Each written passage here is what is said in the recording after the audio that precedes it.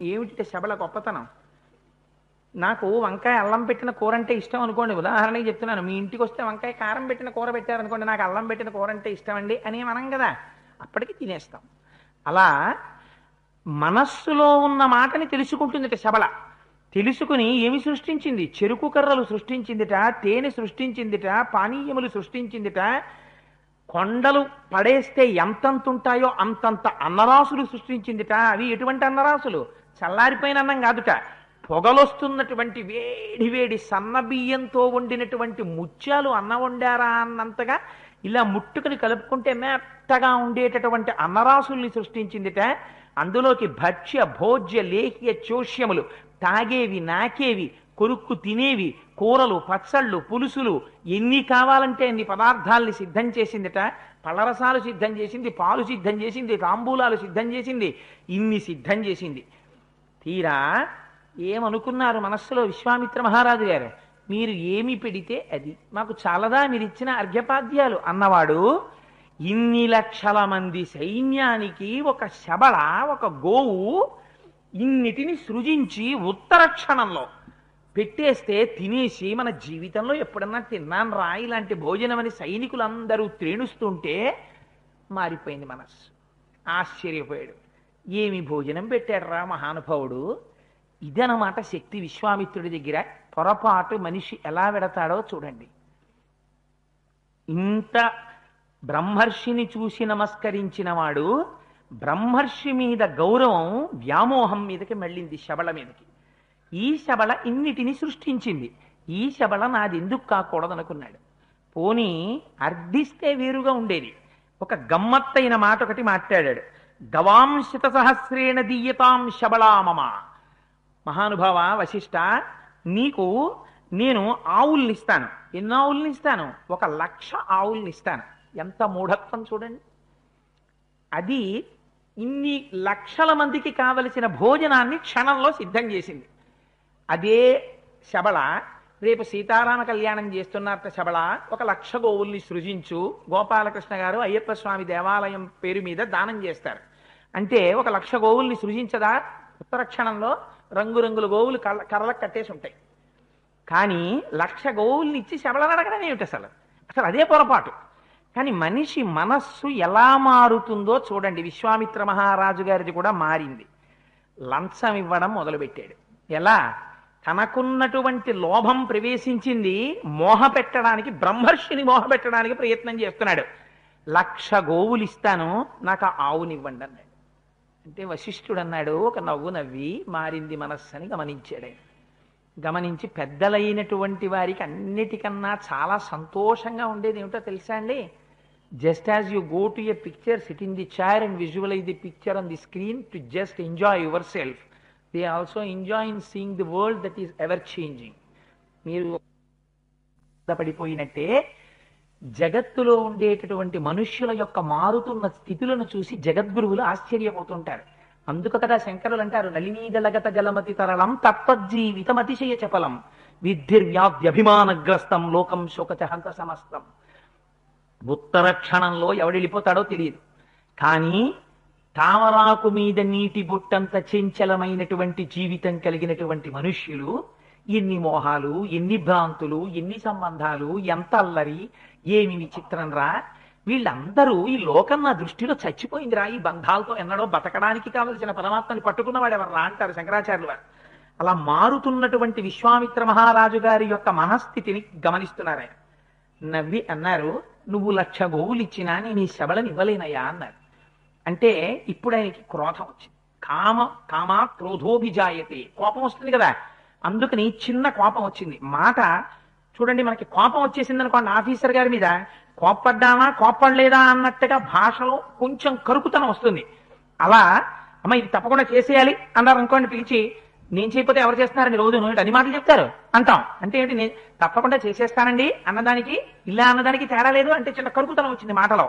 అలా ఒక మాట అన్నాడు. ఎలా మారుతుందో చూడండి. వాల్మీకి మహర్షి రచన వైచిత్రి ఎంత అందంగా రాస్తారో. రత్నం హి భగవన్నేత్ర రత్నహారీచ పార్థివ తస్మాన్నే శబళాందేహి మమైషా ధర్మతో ద్విజ. ఆయన అన్నాడు విశ్వామిత్రుడు, బ్రహ్మర్షి వశిష్ఠ, రాజ్యంలో ఎక్కడైనా రత్నాలుంటే అవి రాజుకే చెందుతాయి. రాజు అని ఎందుకంటారంటే రత్నములు ఆయన సొమ్ము, విలువైనవన్నీ ఆయన దగ్గర ఉండాలి. చాలా విలువైనది రత్నం అయితే ఇంత విలువైన శబళ కూడా రత్నమే. అందుకని రత్నం కాబట్టి అది నా సొత్తు సహజంగా, నువ్వు ఉంచుకున్నావు దాన్ని. ఇప్పుడు ఆ రత్నం ఎవరి దగ్గర ఉండాలో వారి దగ్గరే ఉండాలి, రాజు దగ్గర. అందుకని నేను దాన్ని తీసుకెళ్ళిపోతానన్నాడు. ఇప్పుడు ఏమైంది? అర్థించడం మారి చిన్న క్రౌర్యం బయలుదేరింది. నువ్వు ఇచ్చేది ఏమిటి, నేను పుచ్చేసుకుంటానన్న స్టేజ్ వచ్చింది. వస్తే మహర్షి చూసి అన్నారు, బ్రహ్మర్షిలో మాత్రం మార్పు రాకూడదు. ఎంత అందంగా మాట్లాడతారో చూడండి. వశిష్ఠ మహర్షి అన్నారు, అస్యాం హవ్యంచ కవ్యంచ ప్రాణయాత్రా తథైవచ ఆయత్తమగ్నిహోత్రంచ బలిర్హోమస్తథైవచ స్వాహాకార వషత్కారో విద్యాశ్చ వివిధాస్తథా ఆయత్తమత్ర రాజర్షే సర్వమే తన్న సంశయ అన్నారు. నాయన విశ్వామిత్ర, ఈ ఆవు ఒక రత్నం, ఇదేదో విలువగా దాచుకోవలసిన వస్తువు అని నువ్వు అనుకుంటున్నావు.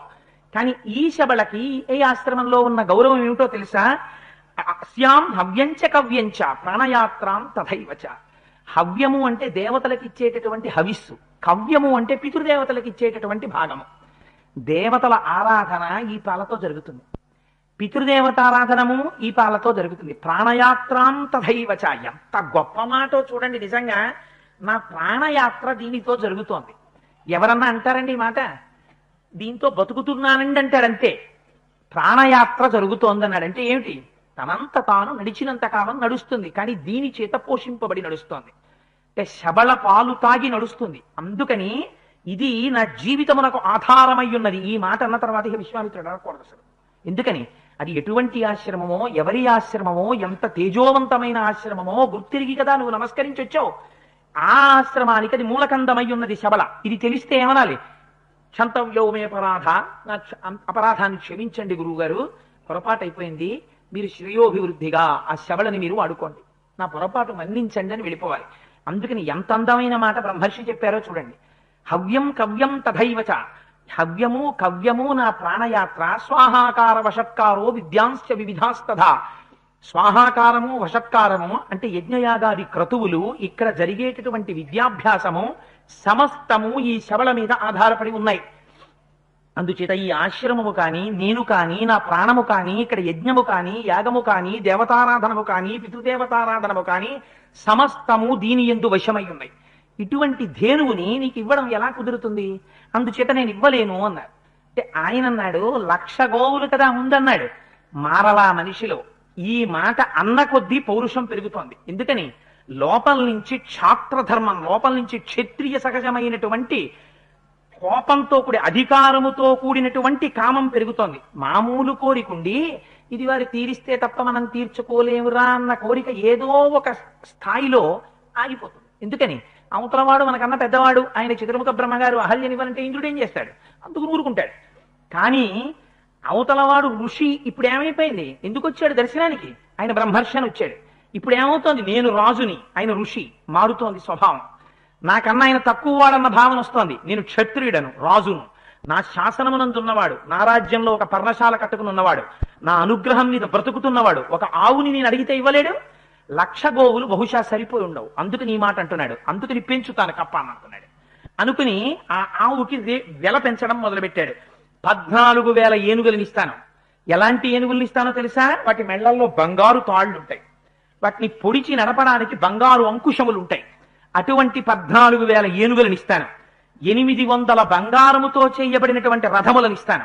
ఒక్కొక్క రథమునకు 4 గుర్రముల చప్పున పూంచబడి ఉంటాయి. మళ్ళీ ఒక్కొక్క గుర్రమునకు స్వర్ణాభరణములతో అలంకారము చేయబడి ఉంటుంది. అటువంటి 800 బంగారు రథాలను ఇస్తాను. 11,000 గుర్రాలు. ఎటువంటి గుర్రాలు? మంచి వయస్సులో ఉండి గొప్ప గొప్ప దేశాలలో గొప్ప గొప్ప జాతులలో పుట్టినటువంటి గుర్రాలను ఇస్తాను. 1,00,000 గోవులను ఇస్తాను. 1,00,000 ఏమైపోయింది? 1,00,000 వెళ్ళిపోయింది.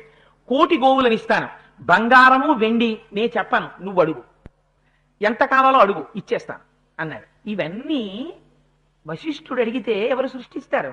ఇవి వశిష్ఠుడు కోరుకున్నవాడై ఉంటే ఆ ఆశ్రమం అరణ్యంలో ఉండక్కర్లేదు, హ్యాబిట్స్ సెంటర్లో ఉండాలి. ఎందుకని? ఎప్పుడో పెద్ద ఎస్టేట్ కింద ఆయన తయారు చేయగలరు. అలా కోరుకున్నవాడు కాదు కాబట్టే తేనెపట్లతోటి ఆ పెద్ద పెద్ద చెట్లతోటి, పర్ణశాలలతోటి, ఆవులతోటి, సాధుమృగాలతోటి, కొన్ని వేల మంది శిష్యులతోటి, యజ్ఞయాగాది క్రతువులతోటి, హవ్యకవ్యములకు మాత్రమే వినియోగపడేటటువంటి శబళతోటి, అతిథి సత్కారముల కొరకు మాత్రమే ఉపయోగపడింది. ఆయన ఒక మాట అన్నాడు, నా ప్రాణయాత్ర దీని పాలతో జరుగుతోందన్నాడు. ఆయన కూడా ఎప్పుడు నాకు ఈ భోజనం పెట్టి అడగలేదు శబళని. అటువంటి శబళ వశిష్ఠుడే అడిగితే ఇవన్నీ సృష్టించివ్వదా? అయినా లోపల నుంచి కామము క్రోధము, కామము క్రోధము, కామము క్రోధము ఒకదాన్నొకటి పెనవేసుకుని పెరిగిపోతున్నాయి విశ్వామిత్ర మహారాజు గారిలో. కోపం ఎక్కువైపోతోంది, ఎందుకు ఇవ్వడని. అందుకని ఇంకా ఇంకా వెలని పెంచుతున్నాడు. ఏమిటి దాని ఉద్దేశ్యం? వింటున్న వాళ్ళు అనుకోవాలి, ఏంటండి ఆయన రాజ్యంలో ఉన్నాడు, పాపం అన్ని ఇస్తా అన్నాడు, 14,000 ఏనుగులు ఇస్తా అన్నాడు, అవన్నీ తీసుకోక ఎందుకండి ఈయనకి ఓ ఆవుదోండి ఇమ్మంటే ఇవ్వడం అని అవతల వాడు అనాలి. అందుకని చూడండి, అంటే మనిషిలో ఉండేటటువంటి స్వభావంలో మార్పు ఎలా. నువ్వు ఇచ్చిన అర్ఘ్యపాద్యాలు నాకు చాలవా, నీ దర్శనం నాకు చాలదా అన్నవాడు ఇన్ని ఇస్తాను నాకు శబళను ఎందుకు ఇవ్వమంటున్నాడు. అంటే ఆయన అన్నాడు, అబ్బాయి నువ్వు ఏదైనా ఇయ్యి, నేను ఇంకా మాటలాడను. మాటలు ఎందుకు ఇంకా? నేను ఇంకా మాట్లాడాను అనుకో, ఎన్ని మాటలు చెప్పినా నేనేం చెప్పాలి? నేను ఇదే చెప్తాను, ఎందుకంటే నేను ఇంకా అసత్యం చెప్పను కనుక, ఉన్న సత్యమే చెప్పాలి. అందుకని ఎన్ని మాటలు చెప్పినా ఏం చెప్పాలి? హవ్యం కవ్యం దాని మీద ఉన్నాయా, స్వాహాకార వషత్కారో విద్యాంశ వివిధాంస్తథా అని చెప్తాలి. నువ్వేం చెప్తావు? రేట్లు పెంచుతావు. ఇంకా కాసేపు ఆగితే ఏం చేస్తావు? అర్ధరాజ్యం ఇస్తానంటావు. కానీ అవన్నీ పుచ్చుకోవాలని నాకు కోరిక లేదు, అందుకని నీతో మాట్లాడను. ఎందుకు మాట్లాడనన్నాడో చూడండి. అవతల వాని యొక్క స్వభావం అలా మారుతుండగా మౌనమే ఆశ్రయణీయము. అందుకని ఏం చేశారు ఆయన? బ్రహ్మర్షి కనుక మారుతున్న స్వభావం మీద మీరు మరింత విసిరికర్రతో విసిరేదనుకోండి, మీరు ఇంకా మాట్లాడుతున్నారు అనుకోండి, అవతల వారిలో ఏం పెరుగుతుంది? కామ క్రోధాలు పెరిగిపోతాయి. ఆఖరికి చిట్ట చివర ఆ క్రోధము అగ్నిహోత్రం అయిపోతుంది. అందుకని ఆ స్థాయి రాకూడదని, ఆ పాపం తన వల్ల కలగకూడదని ఆయన మౌనం వహించాడు. ఒక్కొక్క సందర్భంలో ఎటువంటి జ్ఞాని కూడా ఎందుకు మౌనం పాటించాలో శాస్త్రం మనకి నేర్పింది, వశిష్ఠుడి జీవిత చరిత్ర. అందుకని మౌనం పాటిస్తే కోపం వచ్చింది మహానుభావుడికి. కామధేనుం వశిష్ఠోపి యదానత్యజతే ముని తదాస్య శబళాం రామ విశ్వామిత్రోన్వకర్షత. దాని మెళ్ళో తాడు పట్టుకుని సైన్యాన్ని పిలిచి, ఈయన ఇవ్వడం ఏమిటి, నేను పుచ్చుకోవడం ఏమిటి? రత్నం విభగవన్నేత్ర రత్నహారీచ పార్థివ తస్మాన్నో శబళాం దేహి మమైషా ధర్మతోద్విజ. ఇది రత్నం, ఇది నాకు చెందుతుంది. ఈయన దగ్గర ఉంచుకున్నాడు ఇన్నాళ్ళు, ఈయన దగ్గర దీన్ని ఉంచబడిసిన అవసరం ఏం లేదు. అడిగాను పోనీ ఏవో ఇస్తానని, ఎంత అడిగినా బెట్టు చేస్తున్నాడు, తీసుకుపోండి అని దాని మెడలో పాశం పట్టుకుని గట్టిగా లాగి సైనికులు తప్పజెప్పాడు. దాన్ని ఈడ్చుకుంటూ తీసుకెళ్లిపోతున్నాడు. తీసుకెళ్లిపోతుంటే అబల అయినటువంటి స్త్రీ ఎలా ఏడుస్తుందో ఆ శబళ అలా కన్నులంబట నీరు కారుస్తోంది. ఎందుకని? కోరికలు కోరుకునేటటువంటి వాళ్ళ దగ్గరికి వెళ్ళి ఉండాలని, రజస్తమో గుణములతో కూడుకున్నటువంటి వాళ్ళ దగ్గర ఉండాలని కోరుకోదు కామధేనువు. అందుకే మనలాంటి వాళ్ళకి కామధేనువులు ఇస్తే ఎంత ప్రమాదమో చూడండి. నిజంగా మనకి ప్రమాదం, అందుకే భగవానుడు ఇవ్వడు. వీడికి ఇస్తే ప్రమాదం రా పాపం, లేనిపోని ప్రమాదం ఉత్తరక్షణంలో తెచ్చేసుకుంటాడని ఇవ్వదు. ఒక్కొక్కడు ఎంత మౌఢ్యం ఉంటుందంటే చెప్పిన మాట వినడు. ఒక గురువుగారు ఉపన్యాసం చెప్తున్నట్టు శిష్యుల్ని కూర్చోబెట్టుకుని, రే భగవంతుని ఆజ్ఞ అని ఒకటి ఉంటుంది, ఆ భగవంతుని ఆజ్ఞ ఎవరు తప్పించలేరు, ఇక్కడ రాసేస్తాడు రా ఈశ్వరుడు అన్నాడు. ఎందుకో వాడికి కోపం వచ్చింది ఆ శిష్యుడికి. ఏమిటి రాసేస్తాడండి, ఏమిటి తప్పదు, ఏమిటి రాశాడు చెప్పండి అన్నాడు. అంటే గురువుగారికి ఆశ్చర్యం వేసి, రేపు మధ్యాహ్నం 12 గంటలకి నువ్వు పాయసం తినాలని రాసిందిరా నీ నుదుటినా అన్నాడు. సస్తే తిన్నాం. మీరు చెప్పారు కదా, ఎలా తింటానో చూద్దురు కానీ, ఇది భగవంతుడికి రాయడం ఏంటి, నేను పాయసం తినడం ఏంటి, ఒక్క నాటికి తిన్నాం. ఊళ్ళో ఉంటే ఎవరైనా పొరపాటున పెడతారో నేనే తింటానో, అడవికి పోతానన్నాడు. పోయి అడవికి వెళ్ళి కూర్చున్నాడు. 11 అయింది, ఇంకొక గంట దాటిపోయింది. ఆ గురువుగారు ఓడిపోయారు. ఎందుకు ఆ పిచ్చి? గురువుల మీద క్రోధం. వెళ్ళి చెట్టు కింద కూర్చున్నాడు. అదే సమయానికి అటుగా బాటసారులు వెడుతూ అటు వస్తున్నారు. అమ్మో వీళ్ళు ఇటు వస్తున్నారు, గభాలను నన్ను పిలిచి పాయసం తినమని అనుమానం, తినమంటారేమో అని చెట్టు ఎక్కేశాడు. ఆ బాటసారులు వీడి కర్మ కొద్దీ ఆ చెట్టు కిందకే వచ్చారు. కాళ్ళు చేతులు మొహాలు అన్ని కడుక్కున్నారు, కబుర్లు చెప్పుకున్నారు, మూటలు ఇప్పారు. ఇప్పితే వాళ్ళకేమి కోరిక పుట్టిందో అందరూ పాయసమే తెచ్చుకుని పాయసం విప్పి అందరం కలిసి పాయసం తాగుదామని తాగపోతున్నారు. గుర్రపు డెక్కల చప్పుడు వినపడింది. ఖచ్చితంగా 12 అవుతోంది టైము. అమ్మ బాబోయ్ దారి దొంగలు వస్తున్నారని పారిపోయేటప్పటికి ఆ దారి దొంగలు గుర్రాల మీద వచ్చి మంచి ఆకలిస్తోందిరా, ఇదంతా పాయసం ఉంది తిందామని కిందకి దిగారు. ఒరే ఇందులో ఒక్క చుక్క కూడా ఎవరు తాగినట్టు లేదు, ఒకవేళ ఇందులో ఎవరైనా విషం కలపలేదు కదా అని పైకి చూశారు. ఈయన ఉన్నాడు. నువ్వు ఇలా కిందకి దిగరా అన్నారు. దింపారు. ఎరా నువ్వు ఇందులో విషం కలిపావా అన్నారు. మహాప్రభో నాకు అసలు ఏమీ తెలియదు, వాళ్ళు ఎవరో పెట్టారన్నారు. నువ్వైతే ముందు తాగన్నారు. అయ్యో పాయసం తప్ప ఏదైనా తాగుతానన్నాడు. అమ్మ అయితే వీడికే తెలిసి ఇందులో రహస్యం, నువ్వు తాగుతావా పొడి చేయవా అన్నారు. ఏం చేస్తాడు? ఖచ్చితంగా 12 పాయసం తాగాడు. వాడికి ఏం అవ్వలేదు, అవ్వాల్సింది అయిపోయింది, చాలదు. అందుకని ఒక్కొక్కడి మూర్ఖత్వం అంతే. ఆ కామక్రోధాలు లోపల విజృంభించిపోయి అనుకోండి, విజృంభించిపోతే ఎంతటి తెంపరి పనినే చేసేస్తాడు. తీసుకుపోతున్నాడు ఆ శబళని. పాపం ఆ ధేనువు ఏడుస్తోంది, కందులంబట నీరు కారుస్తోంది. ఏ విధంగా అయితే ఒక అబల ఆర్తనాదం చేస్తుందో అలా ఆర్తనాదం చేస్తోంది. వింటున్నాడు వశిష్ఠ మహర్షి. వశిష్ఠ మహర్షి బ్రహ్మర్షి, ఆయన తలుచుకుంటే ఏదైనా చెయ్యగలడు, కానీ చెయ్యకూడదా? చేస్తే ఆయన కూడా కామక్రోధాలకు వశుడైపోయినట్టే లెక్క. వాడిన ఆదెత్తుకుపోతున్నాడు, వాడి సంగతి చూస్తానని ఈయన మంత్రాలు వేసేసి గబగబా సృష్టించేశాడు అనుకోండి. అంటే ఆవు తనకు కావాలన్న కోరిక తనకు ఉన్నట్టేగా, తనకి స్వార్థం ఉన్నట్టేగా. ఏమీ మాట్లాడలేదు, నిశ్శబ్దంగా కూర్చున్నాడు. కూర్చుంటే ఆ వెళ్ళిపోతున్నటువంటి కామధేనువుకి అనుమానం వచ్చింది. నన్ను విశ్వామిత్రుడు ఎత్తుకుపోతున్నాడా, లేకపోతే వశిష్ఠ మహర్షి పరిత్యజించాడా, నన్ను విడిచిపెట్టాడా? ఎంత గొప్ప అనుమానమో చూడండి. విశ్వామిత్రుడు తీసుకెళ్లగలడా వశిష్ఠుడు ఇవ్వకపోతే? నేనివ్వను అన్న మాట మీద వశిష్ఠుడు నిలబడితే తరమే విశ్వామిత్రుడికి తీసుకెళ్లడం. అంటే కామధేనువుకి తెలుసు ఒక రహస్యం, శబళకి క్షత్రియ బలం కన్నా బ్రహ్మతేజం గొప్పది. వశిష్ఠ మహర్షి యొక్క శక్తి ముందు విశ్వామిత్ర శక్తి సరిపోదు, రాచశక్తి చాలదు. ఎంత అక్షౌహిణీ సైన్యం ఉన్నా నిలబడలేడు. ఇది తెలుసు కాబట్టి ఆయన విడిచిపెట్టకపోతే వీడు నన్ను ఎలా తీసుకెళ్లగలుగుతున్నాడు? ఎందుకు విడిచిపెట్టాలి నన్ను అంటే, నా వల్ల ఏదో పాపం ఉండాలి, లేదా నేను ఏదో పొరపాటు చేసి ఉండాలి. ఈ రెండూ లేకపోతే నన్ను బ్రహ్మర్షి విడిచిపెట్టారు. నేను పాపం చేశానా, నేను పొరపాటు చేశానా? ఈ రెండూ నేను చేసి ఉంటే నేను క్షమార్పణ వశిష్ఠుడికి చెప్పుకోవాలి. చెప్పుకుని వశిష్ఠుడు బ్రహ్మర్షి క్షమిస్తాడు. క్షమిస్తే నువ్వు ఉండు, నీ తప్పు క్షమించాను అన్నాడా, ఇంకా నేనుండడం నా శక్తిలో ఉండదు, వశిష్ఠుడే చూసుకుంటాడు నా సంగతి. అందుకని నేను వశిష్ఠుడిని అడగాలి వెళ్ళి అనుకుని అది తాడు విడిపించుకుని పరిగెత్తుకుంటూ మరి వశిష్ఠుడి దగ్గరికి వెళ్ళింది. ఏమి ధర్మమో చూడండి. నిజంగా గబగబా వెళ్ళి వశిష్ఠ మహర్షి ముందు నిలబడింది. పెద్ద అంబారావం చేసింది. మేఘం మాట్లాడితే ఎలా ఉంటుందో అటువంటి ధ్వనితో మాట్లాడింది. సత్వాం త్యజామి శబళేనాపి మే సకృతం త్వయా ఏషత్వాం నయతే రాజా బలాన్మత్తో మహాబలః. నువ్వు నన్ను విడిచిపెట్టావా అని అడిగింది. అడిగితే ఆయన అన్నాడు, నేను నిన్ను విడిచిపెట్టలేదు. నత్వాం త్యజామి శబళే, నేను శబళ నిన్ను విడిచిపెట్టలేదు. ఆ విశ్వామిత్రుడే నిన్ను బలాత్కారంగా తీసుకుపోయాడు. అయితే నువ్వెందుకు నన్ను రక్షించలేదని అడుగుతావేమో. అతను భూమికి ప్రభు అయినటువంటి వాణ్ణి, నిష్కారణంగా అక్షౌహిణి సైన్యంతో ఉన్నవాణ్ణి, రాజు విష్ణువాంశలో ఉంటాడు. అందుకని నేను ఎదిరించి అతనితో పోరాటం చేస్తే నా బ్రహ్మర్షిత్వమే అవుతుంది. అందుకని నేను ఎదిరించలేదు. అక్షౌహిణి సైన్యంతో కూడినటువంటి భూమిని శాసించగలిగినటువంటి ప్రభు అయి ఉన్నాడు విశ్వామిత్రుడు. తప్పు త్రోవ అతను పట్టాడు, అతని తప్పు అతన్ని కాల్చాలి, అతను దోషం చెయ్యాలి, నిన్ను ఈడ్చుకెళ్ళాలి. అపరాధం చేశాడు, ఇప్పుడు ఏది కాలుస్తుంది? వాడు అపరాధం వాడి కాల్చేస్తుంది. అందుకని నేను నిన్ను మాత్రం వదిలిపెట్టలేదు అంటే ఆవిడంది, అయితే నన్ను నేను రక్షించుకోనా అని అడిగింది. తప్పకుండా రక్షించుకో. ఇప్పటి వరకు ఏం సృష్టించింది? విశ్వామిత్ర మహారాజు గారు సైనికులు తినడానికి కావలసినటువంటి సమస్త ఆహారాన్ని సృష్టించింది. ఇప్పుడు నన్ను తీసుకుపోతున్న విశ్వామిత్రుణ్ణి, విశ్వామిత్ర సైనికుల్ని నిర్జించడానికి కావలసిన సైన్యాన్ని సృష్టించమన్నాడు. తస్య హుంబారవోత్స్పృష్టాః పప్లవాశ్యతో నృపః నాశయంతి బలం సర్వం విశ్వామిత్రస్య పశ్యతః. విశ్వామిత్ర మహర్షి చూస్తున్నారు. అందులోంచి పప్లవులు అనేటటువంటి వారు ఒక పెద్ద అంబారావం చేసింది. అంబా అని అరిచింది. అరిచేటప్పటికీ శూలాయుధరులైనటువంటి పప్లవులు కొంతమంది పుట్టి విశ్వామిత్రుడి యొక్క సైన్యాన్నంతటి నాశనం చేసేస్తున్నారు. చూశాడు విశ్వామిత్రుడు. ఓహో, అన్నం పెట్టిన శబళ అనుకున్నారు. అన్నం పెట్టి ఇంకా నోరు ఇలా తుడుచుకుని వచ్చిన సైనికుల్ని చంపవతల పారేసింది కోపం వస్తే. ఇది కదా శబళ శక్తి అంటే అనుకున్నాడు. రథం దిగాడు, కన్నులు పెద్దవి చేసుకున్నాడు. తన తప్పు తాను తెలుసుకుని ఉంటే వశిష్ఠ మహర్షి యొక్క పాదములు పట్టుకోవాలి. కానీ ఇంకా క్షత్రియ ఆభిజాత్యమైనటువంటి క్రోధం లోపల ఉండిపోయింది. అందుకని కత్తి పెట్టాడు. నేను ఇలా ఎంతమందిని చంపుతాను, అది క్షణంలో సృష్టిస్తుంది. నేను ఎంతమందిని చంపుతానన్న ఇంగిత జ్ఞానం కోల్పోయాడు. చేతిలో కత్తి పట్టుకున్నాడు. పప్లవుల్ని చాలా మందిని సంహరించాడు. అస్త్రాలని ప్రయోగం చేశాడు. ఆ అస్త్ర ప్రయోగం చేత సృష్టింపబడినటువంటి పప్లవులు కొంతమంది అటు ఇటు చల్లాచెదరై పారిపోయారు.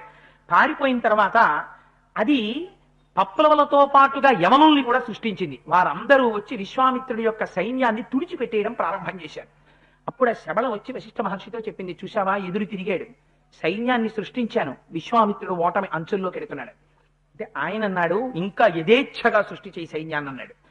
తస్య హుంబారవాజ్జాతా కాంభోజార విసన్నిభా ఊధసత్వర సంజాతా పప్లవా శస్త్రపాణయ యోని దేశాచ్చ యవన శకృద్దేశాచ్చకాస్తథా రోమకూపేషు చంలేచ్ఛ హారీతాస్స కిరాతకాః. అది ఊధసత్వర సంజాత పప్లవా శస్త్రపాణయ. అది తస్య హుంబారవాజ్జాతా కాంభోజార విసన్నిభాః. సూర్యుడు ఎలా ఉంటాడో అంత ప్రకాశంతో వెలిగిపోతున్నటువంటి కాంభోజ వంశీయులందరూ పుట్టుకొచ్చారు.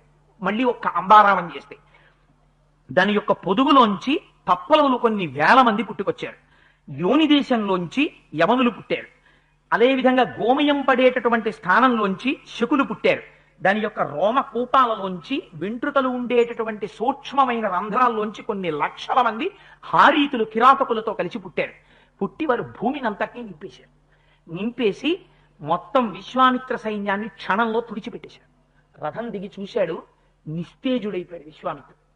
కోరలు తీసిన పాము ఎలా పడిపోతుందో, రెక్కలు తెగిన పక్షి ఎలా పడిపోతుందో, రాహువు చేత గ్రసించబడిన సూర్యబింబం ఎలా నిలబడిపోతుందో అలా నిలబడిపోయాడు. ఇది కదా శబళ యొక్క వీర్యం అనుకున్నాడు. అనుకుని ఆశ్చర్యపై కొడుకుల వంక చూశాడు. 9 కొడుకులు రథంలో ఉన్నారు. మా తండ్రికి ఇంత బాధ పెట్టాడని 9 కలిసి కత్తులు వరలోంచి తీసి వశిష్ఠ మహర్షి మీదకి పరిగెత్తారు. వశిష్ఠ మహర్షి కూర్చొని ఉన్నారు. ఒక్కసారా 9 పిల్లల వంక చూశారు. చూసి మీద పడుతున్న పిల్లల్ని చూసి పెద్ద హుంకారం ఒకటి చేశారు. అన్నారంతే. ఆయన అలా అనేటప్పటికీ 9 పిల్లలు భస్మరాసులై కింద పడిపోయారు. చూశాడు, అరేరే ఇది కదా బ్రహ్మతేజస్సు అంటే, ఎందుకురా దిక్కుమాలిన రాసరికం నాకు. ఆయన తలుచుకునే అంటే 9 రాజులు బూడిదైపోయారా? ఒక ఆవు దూడ తలుచుకుంటే భూమి నిండిన సైన్యాన్ని సృష్టించిందా? ఆ తపశ్శక్తి ముందు కోరిక ఏమవుతోంది? మారుతోంది. శబళనే కోరుకున్నాడు. ఇప్పుడేం కోరిక? ఈ రాసరికం కన్నా ఆ వశిష్ఠుడి యొక్క తపశ్శక్తి గొప్పది. ఈ వశిష్ఠుణ్ణి పాడు చెయ్యడానికి, ఈ వశిష్ఠుణ్ణి నాశనం చెయ్యడానికి నాకున్న శక్తి చాలదు. ఇప్పుడు ఏమైపోయింది? శబళ మీద కోరిక పోయింది. క్రోధం మరింత పెచ్చరిల్లిపోయింది. పెచ్చరిల్లిపోయి ఈ వశిష్ఠ మహర్షి అనేటటువంటి వారు లోకంలో లేకుండా చేసేయాలి. ఈయన హుంకారం చేస్తే నా బిడ్డలు భస్మరాసులైపోయారు. అందుకని ఈయనతో యుద్ధం చేయడానికి మామూలమైన అస్త్రశస్త్రాలు సరిపో. ధనుర్వేదంలో ఉన్న సమస్త్రాస్త్రాలు నాకు తెలియాలి. అందుకని బయలుదేరుతానన్నాడు. ఎక్కడికి వెళ్ళిపోయాడు? ఇంటికి వెళ్ళాడు. ఒక కుమారుని పిలిచాడు. ఒరే నాన్న, నువ్వు మిగిలేవురా, నువ్వు క్షాత్రియ ధర్మం ఛాత్రధర్మంతో రాజ్యం చెయ్యి అని సింహాసనం మీద కూర్చోపెట్టాడు. తను హిమాలయ పర్వత ప్రాంతాలకు వెళ్ళిపోయాడు. వెళ్ళిపోయి సగత్వా హిమవత్ పార్శ్వం కిన్నరోరగ సేవితాం మహాదేవ ప్రసాదార్థం తపస్తేపే మహాతపాహ. అక్కడికి వెళ్ళి ఆ హిమాలయ పర్వత శిఖరముల మీద కూర్చుని కిన్నరులు, ఉరగులు వాళ్ళందరూ తిరుగుతున్నటువంటి ఆ పర్వత శిఖరం మీద మహాదేవుడైనటువంటి పరమశివుడి గురించి తపస్సు మొదలెట్టాడు. ఘోరాతి ఘోరమైనటువంటి తపస్సు చేశాడు. ఎందుకని? లోపల కడుపు మంటుంది వశిష్ఠుడిని జయించాలని. తపస్సు చేస్తే పరమశివుడికి ఏమిటి? లోపల కోరిక ఆయనకు అనవసరం. తపస్సు చేశాడా లేదా? అంత ఘోరమైన తపస్సు చేశాడు. ఆయన ప్రత్యక్షమయ్యాడు. కేనచిత్వదకాలేన దేవేశో వృషభధ్వజ దర్శయామాస వరదో విశ్వామిత్రం మహాబలం కిమర్థం తపసే రాజన్ బ్రూహియత్తే వివక్షితం వరదోస్మి వరోయస్తే కాంక్షిత శోభిదీయతాం. వృషభధ్వజుడైనటువంటి పరమశివుడు ప్రత్యక్షమై, విశ్వామిత్ర, దేనికోసమయ్యా ఇంత ఘోరమైన తపస్సు చేశావు నా దర్శనానికి? నీ మనస్సులో ఏం కోరికుంది చెప్పు, నీకు ఏ కోరికుంటే ఆ కోరికని తీర్చేస్తానన్నాడు. అంటే ఆయన అన్నాడు, ఎతితుష్టో మహాదేవా ధనుర్వేదో మమానఘ సాంగోపాంగోపనిషదజ్జుష్ట రహస్య ప్రదీయతాం. మహాదేవా, నిజంగా నువ్వు నా తపస్సు పట్ల ఆనుకూల్యమును వహించిన వాడివైతే, ప్రీతి చెందిన వాడవైతే, నేను ఎవ్వరి దగ్గరికి వెళ్లి ధనుర్వేదాన్ని ఉపదేశం పొందను. ధనుర్వేదంలో ఎన్ని రకాల అస్త్రాలున్నాయో, అస్త్రాలంటే బ్రహ్మాస్త్రం, ఇంద్రాస్త్రం, వారుణాస్త్రం, ఆగ్నేయాస్త్రం, గరుడాస్త్రం, ఇలాంటి అస్త్రాలు ఎన్నున్నాయో, ఎన్ని రకాల పిడుగులున్నాయో, ఎన్ని రకాలైనటువంటి మొన్న చెప్పానే రోకళ్ళ లాంటివి రాక్షసాస్త్రాలు మొదలైనవి ఎన్నున్నాయో, ఎన్ని ఆయుధాలున్నాయో, అవన్నీ రహస్యంతో సహా సాంగోపాంగోపనిషదస్య రహస్య ప్రదీయతాం. నాకు ఆ రహస్యములన్నీ భాషించాలి. నువ్వు కూర్చోబెట్టి క్లాస్ చెప్తానంటే కుదరదు. నీకు ఒక్కొక్కటి నేర్పుతాను రా, బ్రహ్మాస్త్రం ఇది ఉపదేశం తీసుకో, మంత్రం చెప్తాను అంటే కూడా నేర్పుచ్చుకోను. నువ్వు తథాస్తు అని అలాగ వచ్చేయాలంతే, అని ఇన్స్టెంట్ గా వచ్చేయాలి. ఎందుకో నా కోపం ఆగట్లేదు, నేను వెళ్ళిపోవాలి, వశిష్ఠుడి మీద ప్రయోగం చేయాలి అవన్నీ. యదితుష్టో మహాదేవ, నిజంగా నా తపస్సు నీకు ప్రీతి కలిగిస్తే అలా అలా అయ్యాను. ఆయన అన్నాడు, ఏ వెర్రితో చేస్తే ఏమిటి, గొప్ప తపస్సు చేశావు, నాకు అనవసరం. తథాస్తు, నువ్వు ఎలా అనుకుంటున్నావో అలా అవుతుందన్నాడు. ఏమైంది? ప్రపంచంలో ఉన్న సమస్తాస్త్రములు ఆయనకి భాషించాయి లోపల. వెంటనే పౌర్ణమి నాడు సముద్రం ఎలా ఉప్పొంగుతుందో అలా ఉప్పొంగాడు. ఎందుకని? ఇప్పుడు పడతా వశిష్ఠుడి పని. ఇది సంతోషం. గబగబా రథం ఎక్కాడు, బయలుదేరి వెళ్ళాడు. వశిష్ఠ మహర్షి ఆశ్రమానికి వెళ్ళాడు. చూశాడు, ఓహో చెట్లు, ఎక్కడ చూసినా పళ్ళు, లేళ్లు, దుప్పులు, జింకలు అన్ని ఆడుకుంటున్నాయి. యజ్ఞం జరుగుతోంది, యాగం జరుగుతోంది. శిష్యులందరూ కూర్చుని ఏదో చక్కగా వేదం అంతా నేర్చుకుంటున్నారు. గురువులు కూర్చుని అరుగుల మీద వేదం చెప్తున్నారు. చెట్ల మొదళ్లలో అరుగుల మీద కొందరు కూర్చున్నారు, శిష్యులు కింద కూర్చున్నారు. ఇంత పవిత్రమైన వాతావరణం. కానీ ఈ పవిత్రత విశ్వామిత్ర మహారాజు గారి యొక్క మనస్సుకి శాంతిని ఇవ్వలేకపోయింది. చూశారా? ఎక్కడుండాలి శాంతి? ఇక్కడుండాలి. అందుకే భ్రమన్ సర్వతీర్థేషు స్నాత్వా స్నాత్వా పునః పునః నిర్మలం నమనో యావత్ తావత్ సర్వం నిరర్ధకం. ఇక్కడ శాంతి లేనప్పుడు ఎక్కడికెడితే శాంతి వస్తుంది? ఇక్కడ ఉండాలి ముందు ప్రాథమికంగా. అది చూశాడు. కడుపు మంట మరింత పెరిగిపోయింది. నా కొడుకుల్ని కాల్చాడు, నన్ను ఓడించాడు, దూడనివ్వనన్నాడుగా శబళని. చూడెంత ఆనందంగా ఉన్నాడు. మామూలుగా ఏదో వశిష్ఠ నేను వచ్చానని కూడా చెప్పను అని అస్త్రప్రయోగం మొదలుపెట్టేశాడు. తిన్నగా పిడుగుపడినట్టు వచ్చేసి అందరూ కూర్చునున్నారు. అకస్మాత్తుగా భూకంపం వస్తే ఎలా ఉంటుందో, సునామీ వస్తే ఎలా ఉంటుందో అలా ఒక్కసారి అస్త్రములన్నీ వచ్చి పడిపోతాయి. పడిపోతుంటే ఆ వెలుగులకి ఆశ్రమం అంతా కన్ను మూసి కన్ను తెరిచే లోపల దగ్ధం అయిపోయి బూడిద కుప్ప అయిపోయింది. అక్కడ ఉన్నటువంటి మునులు, ఆ గురువులు, శిష్యులు, లేళ్లు, జింకలు అన్ని తలకోదారి పెట్టి అరణ్యంలోకి పారిపోతాయి. ఒక్క వశిష్ఠ మహర్షి ఒక్కరే మిగిలారు. ఆయన బయటికి వచ్చి అరుస్తున్నారు, పరిగెత్తకండి పరిగెత్తకండి, నేను చూస్తాను ఏ ఉపద్రవం వచ్చిందో, నేను ఆలోచిస్తాను, ఆగండి ఆగండి అంటున్నారు. కానీ ప్రాణాల మీద తీపి వశిష్ఠుడే వచ్చి అరుస్తున్నా ఆయన మాట వినేవాళ్ళు లేరు. ఎందుకని? ఆకాశంలోకి వచ్చి పడిపోతున్నాయి అస్త్రాలు. ఏ ఉపద్రవం వచ్చిందో తలకొక దారి పట్టి అరణ్యాల్లోకి పారిపోయారు. ఆయన వచ్చి నిలబడ్డారు. చూశాడు విశ్వామిత్రుడు, ఈ తరుణం కోసమే చూస్తున్నాను వశిష్ఠ, మామూలుగా చంపను నిన్ను, ఏకకాలమునందు ఎన్ని అస్త్రములు ప్రయోగిస్తానో చూడు నీ మీద అని ఆగ్నేయాస్త్రాన్ని ప్రయోగించాడు. ఏమిటి? కడుపులో మంట, తన కొడుకులు బూడిదైపోయారు. ఆగ్నేయాస్త్రం ఏం చేస్తుంది? కాల్చి బూడిద చేసేస్తుంది. అందుకని ముందు ఆగ్నేయాస్త్రాన్ని ప్రయోగించాడు. వచ్చేస్తోంది నిప్పులు కక్కుతూ. బ్రహ్మర్షి వశిష్ఠుట కూర్చునున్నారు. కూర్చునున్న వారు కనీసం ఇలా పైకి లేవలేదట. అదేటా అలా వేసేస్తున్నామని ఇలా బ్రహ్మదండం పెట్టి తపస్సు చేసుకుంటున్నటువంటి వారు అలాగే ఉండి చూశారట. ఒక్కసారి క్రోధమూర్ఛిత, కోపం వచ్చిందిట. ఏవిరా తొంటరి పని, ఇన్ని సంవత్సరముల నుంచి కష్టపడి ఆశ్రమాన్ని పెంచి పెద్దది చేశాను, ఇటువంటి ఆశ్రమాన్ని ఒక్క క్షణంలో బూడిద చేసేసావు. ఏదైనా నిలబెట్టడానికి, కాపాడడానికి, దాన్ని వృద్ధి చెయ్యడానికి చాలా కాలం పడుతుంది. నాశనం చేసేయడానికి ఒక్క క్షణం చాలు. చూసారా? విశ్వామిత్రుడు వశిష్ఠుణ్ణి అడ్డుపెట్టి కోపోద్రిక్తమైన మనస్సులు ఎటువంటి స్థితికి వెళ్ళిపోతాయో చూపిస్తారు మహర్షి వాల్మీకి. ఒక్క క్షణంలో బూడిద చేసేసావు, చూడు నిన్నేం చేస్తాను అన్నారు. ఆగ్నేయాస్త్రం వచ్చేస్తోంది, ఆ చేతిలో బ్రహ్మదండం ఉంది. నేను లేచి మళ్ళీ ఒక ధనస్సును ఒక దాన్ని సృష్టించి నేను కూడా నీల బాణాలు ధనస్సు పట్టుకోనా, నీరు వీడి ఎందుకురా అన్నారు. అని ఆ బ్రహ్మదండాన్ని తీసి ఇలా పట్టుకున్నారు. బ్రహ్మదండం మీకు తెలుసు కదా, ఇలా చెయ్యి పెట్టుకుంటే అది ఇలా వంపుగా ఉండి కింద కర్రలా ఉంటుంది. దాన్ని తీసి ఇలా పట్టుకున్నారు. అదిట వశిష్ఠ మహర్షి పట్టుకుంటే బ్రహ్మదండంలా కనపడలేదుట. ఆ రోజున సమస్త లోకములను శాసించగలిగినటువంటి యమదండం పట్టుకున్నట్టు పట్టుకున్నారట తేజోమూర్తి. ఇలా పట్టుకుంటే ఆగ్నేయాస్త్రం తిన్నగా వచ్చింది. నీళ్లు పెద్ద సముద్రం వచ్చి పడిపోతే ఎలా చల్లారిపోతుందో అలా చల్లారిపోయి బ్రహ్మాస్త్రంలోకి వెళ్ళిపోయింది. కడుపు మండిపోయింది విశ్వామిత్రుడికి. బూడిదైపోతాడనుకున్నాను. పోని తను కూడా ఏదో మంత్రం వేయడం కాదు, బ్రహ్మదండం అడ్డెడతాడా అంటే అంత చులకనైపోయినా నేను ఇంత ఆగ్నేయాస్త్రం వేస్తే, ఇంత తపస్సు చేస్తే ఇంకా కోపం వచ్చేసింది. చూడండి క్రోధం ఎలా పెరిగిపోతుందో చూడండి ఒక వ్యక్తిలో. ఎవరు? ఈ విశ్వామిత్రుడు. నీ అర్ఘ్యం పాద్యం నాకు చాలవా, నీ దర్శనం నాకు చాలదా అన్నవాడు ఇంత ప్రబల శత్రువు ఇవాళ ఎన్ని వేసేశాడో తెలుసండి. వారుణంచైవ రౌద్రంచ ఐంద్రం పశుపతం తథా ఐషీకంచాపి చిక్షేప కుపితో గాధినందన మానవం మోహనం చైవ గాంధర్వ స్వాపనం తథా జృంభణం మాదనం చైవ సంతాపన విలాపనే. ఎన్ని అస్త్రాలున్నాయో అన్ని వేసేస్తున్నాడు. శోషణం దారణం చైవ వజ్రమస్త్రం సుదుర్జయం బ్రహ్మపాశం కాలపాశం వారుణం పశమేవచ పైనకాస్త్రం చ దయితం శుష్కార్ధ్రే అశనీయుభే చండాస్త్రమధ పైశాచం క్రౌంచమస్త్రం తథైవచ ధర్మచక్రం కాలచక్రం విష్ణుచక్రం తథైవచ వాయవ్యమధనం చైవ అస్త్రం హైశిరస్తథా శక్తిద్వయం చ చిక్షేప కంకాలం ముసలం తథా వైద్యాధరం మహాస్త్రం చ కాలాస్త్రమధ దారుణం త్రిశూలమస్త్రం ఘోరంచ కాపాలమథ కంకణం ఏకన్యాస్త్రాన్ని చిక్షేప సర్వాణి రఘునందన. క్రౌంచాస్త్రం వేసేశాడు, ఐంద్రాస్త్రం వేసేశాడు, ఆగ్నేయాస్త్రం వేసేశాడు, వార్వాస్త్రం వేసేశాడు, మానవాస్త్రం వేసేశాడు, చలిపిడుగు వేసేశాడు, పొడిపిడుగు వేసేశాడు, కంకాళం విసిరాడు, ముసలం విసిరాడు, ఆ తర్వాత ఆ పెద్ద పెద్ద గదలు విసిరాడు, ధనస్సుడు విసిరాడు, అస్త్రాలు విసిరాడు. అన్ని ఒకదాని వెంట ఒకటి వేసేస్తున్నాడు వశిష్ఠుడి మీద. ఎందుకని? ఉపనిషదొచ్చ రహస్య ప్రదీయతాం, అన్ని భాషించాలని అడిగాడు. లోపల ఉన్నాయి, ఒక్కొక్క దాన్ని వేసేస్తున్నాడు. దెబ్బ తింటాడేమో, అమ్మ బాబాయ్ అంటాడేమో ఒకదానికైనా అని. లేవడు, ఇలాగే పట్టు కూర్చున్నాడు, ఏదో టార్చ్ లైట్ పట్టుకున్నట్టు.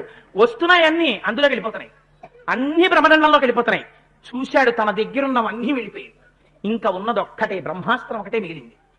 కడుపు మండిపోయింది. ఇంకా తప్పదు, వేసేయాలి బ్రహ్మాస్త్రం అనుకున్నాడు. బ్రహ్మాస్త్రాన్ని స్మరిస్తున్నట్ట విశ్వామిత్ర మహర్షి. సముద్రములు గూర్నిల్లేట, పర్వతములు బద్దలైపోయేట, ఆకాశం అంతా కూడా వ్యాకులం అయిపోయిందిట.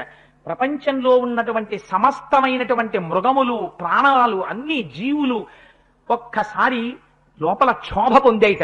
బ్రహ్మాస్త్రం అంటే అంత శక్తివంతమైనటువంటి అస్త్రం అది. ఆ బ్రహ్మాస్త్రాన్ని అభిమంత్రించి విడిచిపెట్టాడు వశిష్ఠుడి మీదకి. ఆ బ్రహ్మాస్త్రం వచ్చేస్తాం. స్వామి వశిష్ఠ మహర్షి మాత్రం లేవలేదు, అలాగే కూర్చున్నారు. కూర్చుని ఒక్కసారి మళ్ళీ అలాగే పట్టుకున్నారు. వచ్చేసింది ఆ బ్రహ్మాస్త్రం. వచ్చేసి నిశ్శబ్దంగా బ్రహ్మదండంలోకి దూరిపోయింది. దూరిపోతే ఆయన అలాగే ఓ చిన్న కర్ర ముక్క ఆయన పట్టుకున్నది, అలా పట్టుకున్నాడు బ్రహ్మాస్త్రాన్ని. బ్రహ్మాస్త్రం కూడా వెళ్ళిపోయింది. చూశాడు, అయిపోయింది, ఇంకేం లేవు. దీపావళి సామాన్ అంతా అయిపోయిన తర్వాత తండ్రి మీద కోపం వచ్చిన కొడుకుంటాడే, అలా వాల్మీకి రచనా వైచిత్రి చూడండి. దిగ్బలం క్షత్రియ బలం బ్రహ్మతేజో బలం బలం ఏకేన బ్రహ్మదండేన సర్వాస్త్రాన్ని హతాని అన్నాడు. చెయ్యి దిక్కుమాలిన క్షత్రియ బలం, ఎవడికి కావాలరా ఇది? ఎన్ని అస్త్రాలు నేర్చుకున్నాను రా తపస్సు చేసి. లేవడు, కనీసం ధనస్సు అట్టుకోడు, ఓ కత్తి అట్టుకోడు, ఓ బ్రహ్మదండం ఇలా పెట్టాడా? దిగ్బలం క్షత్రియ బలం బ్రహ్మతేజో బలం బలం ఏకేన బ్రహ్మదండేన సర్వాస్త్రాన్ని హతాని. ఇన్ని అస్త్రాలు ఇస్తే అన్ని లాగి పరిచాడు బ్రహ్మదండంలోకి. ఎందుకు పనికిరాదురా ఈ క్షత్రియ బలం అన్నాడు. రథం దిగిపోయి వెళ్ళిపోయాడు. ఇంకా ఎంత బాధ వచ్చేసిందంటే మనస్సు వ్యాకులం అయిపోయింది. ఏం చెయ్యాలి వశిష్ఠుడిని అర్థం కాలేదు. ఇంకా ఒక్కటే ఆలోచనకు వచ్చాడు. ఏమిటి వశిష్ఠుడి గొప్పతనం? బ్రహ్మర్షి. నాకేమిట్లేదు, నేను బ్రహ్మర్షిని కాను, అందుకేగా కూర్చుని బ్రహ్మదండం పెడితే నేను ఎందుకు పనికి రాకుండా పోయాను, నేను అవుతాను బ్రహ్మర్షిని అన్నాడు. అంత తేలిక బ్రహ్మర్షి అవ్వడం? ఇన్ని కామక్రోధాలు లోపల పెట్టుకుని బయలుదేరాడు. బయలుదేరి ఎక్కడికి వెళ్ళిపోయాడు? ఒక్కసారి దక్షిణ దిక్కు వెళ్ళిపోయాడు. సదక్షిణాం దిశంగత్వా మహిష్యా సహ రాఘవ తథాప పరమం ఘోరం విశ్వామిత్రో మహోత్తప. దక్షిణ దిక్కుకెళ్ళి ఘోరాతి ఘోరమైనటువంటి తపస్సుని ప్రారంభం చేశాడు. ఎంత ఘోరమైన తపస్సు అంటే ఇంకా సామాన్యమైన తపస్సు కాదా. తపస్సులో ఎన్నాళ్ళు కూర్చున్నట్టు అలాగా. అంటే ఎన్ని నియమాలు పాటించాలో అన్ని నియమాలు పాటించాడు. భార్యని కూడా తీసుకుని వెళ్ళాడు, పెద్ద భార్యని తీసుకుని వెళ్ళి పూర్ణే వర్ష సహస్రేతు బ్రహ్మా లోకపితామహాహ, బ్రహ్మగారు సంతోషించేటట్టుగా 1000 సంవత్సరములు కూర్చుని తపస్సు చేశాడు. అన్ని నియమాలు పాటిస్తూ భార్యతో ఉంటే ఈ కాలంలోనే ఆయనకి 4 కుమారులు కూడా పుట్టారు. హవిష్యందుడు, మధుస్యందుడు, దృఢనేత్రుడు, మహారథుడు 4 కుమారులు పుట్టారు. 1000 సంవత్సరములు ఘోరాతి ఘోరమైన తపస్సు చేశాడంటే అన్ని నియమాలు పాటించాడు. చతుర్ముఖ బ్రహ్మగారు ప్రీతి చెందారు. అబ్బో ఏమి తపస్సు చేశాడు రా మహానుభావుడు అనుకున్నాడు. ఆయనకి రాగద్వేషాలు ఉండవు. తపస్సు చేశాడా లేదా వాళ్ళకి కావలసింది. తపస్సు చేశాడు. ఒక్కసారి ప్రత్యక్షం అయ్యారు. పూర్ణే వర్ష సహస్రేతు బ్రహ్మాలోక పితామహాః అబ్రవీన్ మధురం వాక్యం విశ్వామిత్రం తపోధనం జితా రాజర్షి లోకాస్తే తపసా కుశికాత్మజ అనేన తపసాత్వాంతు రాజర్షిరితి విద్మహే. నాయన, నువ్వు చేసినటువంటి అద్భుతమైనటువంటి తపస్సు చేత రాజర్షి లోకాలన్నింటినీ గెలిచావు. ఇవాళ నుంచి నిన్ను రాజర్షి విశ్వామిత్రుడు అని పిలుస్తారు. విశ్వామిత్ర మహారాజు అని పిలవరు, రాజర్షి విశ్వామిత్రుడు అంటారన్నారు. చిన్నబుచ్చుకున్నాడు. ఏమిటో 1000 సంవత్సరాలు తపస్సు చేశాను, ఏమైంది చేస్తే? రాజర్షి అన్నాడు బ్రహ్మగారు నన్ను. ఇంకా ఎప్పటికి? రాజర్షి నుంచి ఋషి అవ్వాలి, ఋషి నుంచి మహర్షి అవ్వాలి, మహర్షి నుంచి బ్రహ్మర్షి అవ్వాలి. ఇంకా ఎన్ని ప్రమోషన్లు వస్తే క్లర్క్ అవుతాడు అని బెంగ పెట్టుకుని, అయ్య బాబో ఇంకా అంత తపస్సు చెయ్యాలి అనుకున్నాడు. ఆ రాజర్షిత్వం ఆయనకి ఏమీ తృప్తినివ్వలేదు. ఇదే సమయంలో ఆ దక్షిణ దిక్కున అలా ఉండగా ఒక విచిత్రమైనటువంటి సంఘటన జరిగింది. రాజర్షిని మాత్రమే అవగలిగాని మళ్ళీ తపస్సు చెయ్యాలి నేను, ఘోరమైన తపస్సు అనుకుంటున్నాడు. ఇంతలో ఇక్ష్వాకు వంశంలో ఆ కాలంలో త్రిశంకువు అనేటటువంటి మహారాజు గారు పరిపాలిస్తుండేవాడు. ఆ రాజుగారికి ఒక కోరిక కలిగింది, శరీరం మీద వ్యామోహం. అందుకని ఏమిటి, మళ్ళీ స్వర్గానికి వెళ్ళిపోతే చాలదు, మిగిలిన వాళ్ళకన్నా ఏదో తనకు ఒక కొత్తతనం ఉండాలి. నా వంశంలో పూర్వీకులందరూ స్వర్గానికి వెళ్ళారు, నేను స్వర్గానికి వెళితే ఎలాగా? అందుకని నాకేదో కొత్తతనం ఉండాలి. అందుకని ఏం చెయ్యాలి? నేను ఈ శరీరంతో స్వర్గానికి వెళ్ళాలి, ఈ శరీరం ఇక్కడ పడిపోకూడదు. అందుకని అలాంటి యాగం ఏదైనా ఉంటే చేస్తానని కులగురు ఎవరు? పురోహితుడు వశిష్ఠ మహర్షి. ఆయన దగ్గరికి వెళ్ళాడు. వెళ్ళి, అయ్యా నాకు కోరిక ఉందండి, మీరు నన్ను తప్పకుండా కోరిక తీర్చాలి. నేను ఎంత గొప్ప యజ్ఞమైనా సరే చేస్తాను, కానీ నన్ను సశరీరంగా ఈ శరీరంతో స్వర్గలోకానికి పంపించాలని అడిగాడు.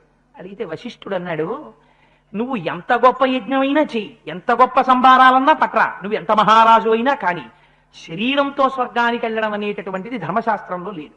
ఈ శరీరం ఎవరిదైనా పడిపోతుంది, పడిపోయిన తరువాత మాత్రమే స్వర్గలోకంలో శాశ్వత నివాసం. అందుకని దీంతో స్వర్గానికి వెళ్తానంటే అది కుదరదు, అలాంటి యజ్ఞయాగాదులు చేయించడం కుదరదన్నాడు. అనేటప్పటికి ఆయనకి గురువు మీద కోపం వచ్చింది. చాలా మంది ఉంటారు ఇలాంటి వాళ్ళు. కొన్నాళ్ళు ఒక దేవుణ్ణి పట్టుకుంటారు, అన్నీ ఒకే దేవుని యొక్క వివిధమైనటువంటి వెలుగు కిరణములు అని గ్రహించలేరు. ఒక దేవుడి దగ్గరికి వెళ్ళి కొన్నాళ్ళు పూజ చేసి, ఈ దేవుడి కన్నా ఇంకో దేవుడు ఎవరో వచ్చాడు కొత్తగా వచ్చిన దేవుడు కొంచెం లేసీ స్పేర్, చాలా తేలిగ్గా వరాలు ఇస్తున్నాడని ఇంకోటి చెప్తాడు, వీడికన్నా ప్రాజ్ఞుడు వాడు. ఇక్కడ మానేస్తాడు, అక్కడ కడతాడు, కానీ వీడే ఆ రూపంలో ఉన్నాడు. వాడు కనిపెడతాడు, అక్కడ మానేసి ఇక్కడికి వచ్చాడు వీడు. మళ్ళీ కొన్నాళ్ళు అవుతుంది, ఇక్కడ మానేస్తాడు, ఎవరో గురువు గారు వచ్చారు ఊళ్ళోకి, ఆయన ఏదో చాలా చెప్తున్నట్ట, ఆయన దగ్గర ఉపదేశం వచ్చుకుంటే అన్నీ అయిపోతాయిట. అందుకని వెడతాడు. అందుకని వెళ్ళి వీడు రూపాయి పావలా ఇస్తాడు, వీడికి కోట్ల రూపాయలు, పిల్లలకు ఉద్యోగాలు, ఆడపిల్లలకి పెళ్లిళ్ళు వాడే చేసుకోగలడు కదా తపశ్శక్తి. అందుకని ఇవన్నీ వచ్చేటట్టుగా ఉపదేశానికి పెడతాడు. ఆయన దగ్గరికి వెళ్ళి ఓ 10 రోజులు 15 రోజులు తిరుగుతాడు, అయిపోయింది, మొహం వచ్చేస్తుంది. కొత్త గురువు గారు ఇంకోళ్ళు ఉన్నారు, అక్కడికి వెడతాడు. ఇక ఇదే త్రిశంకు అంటే.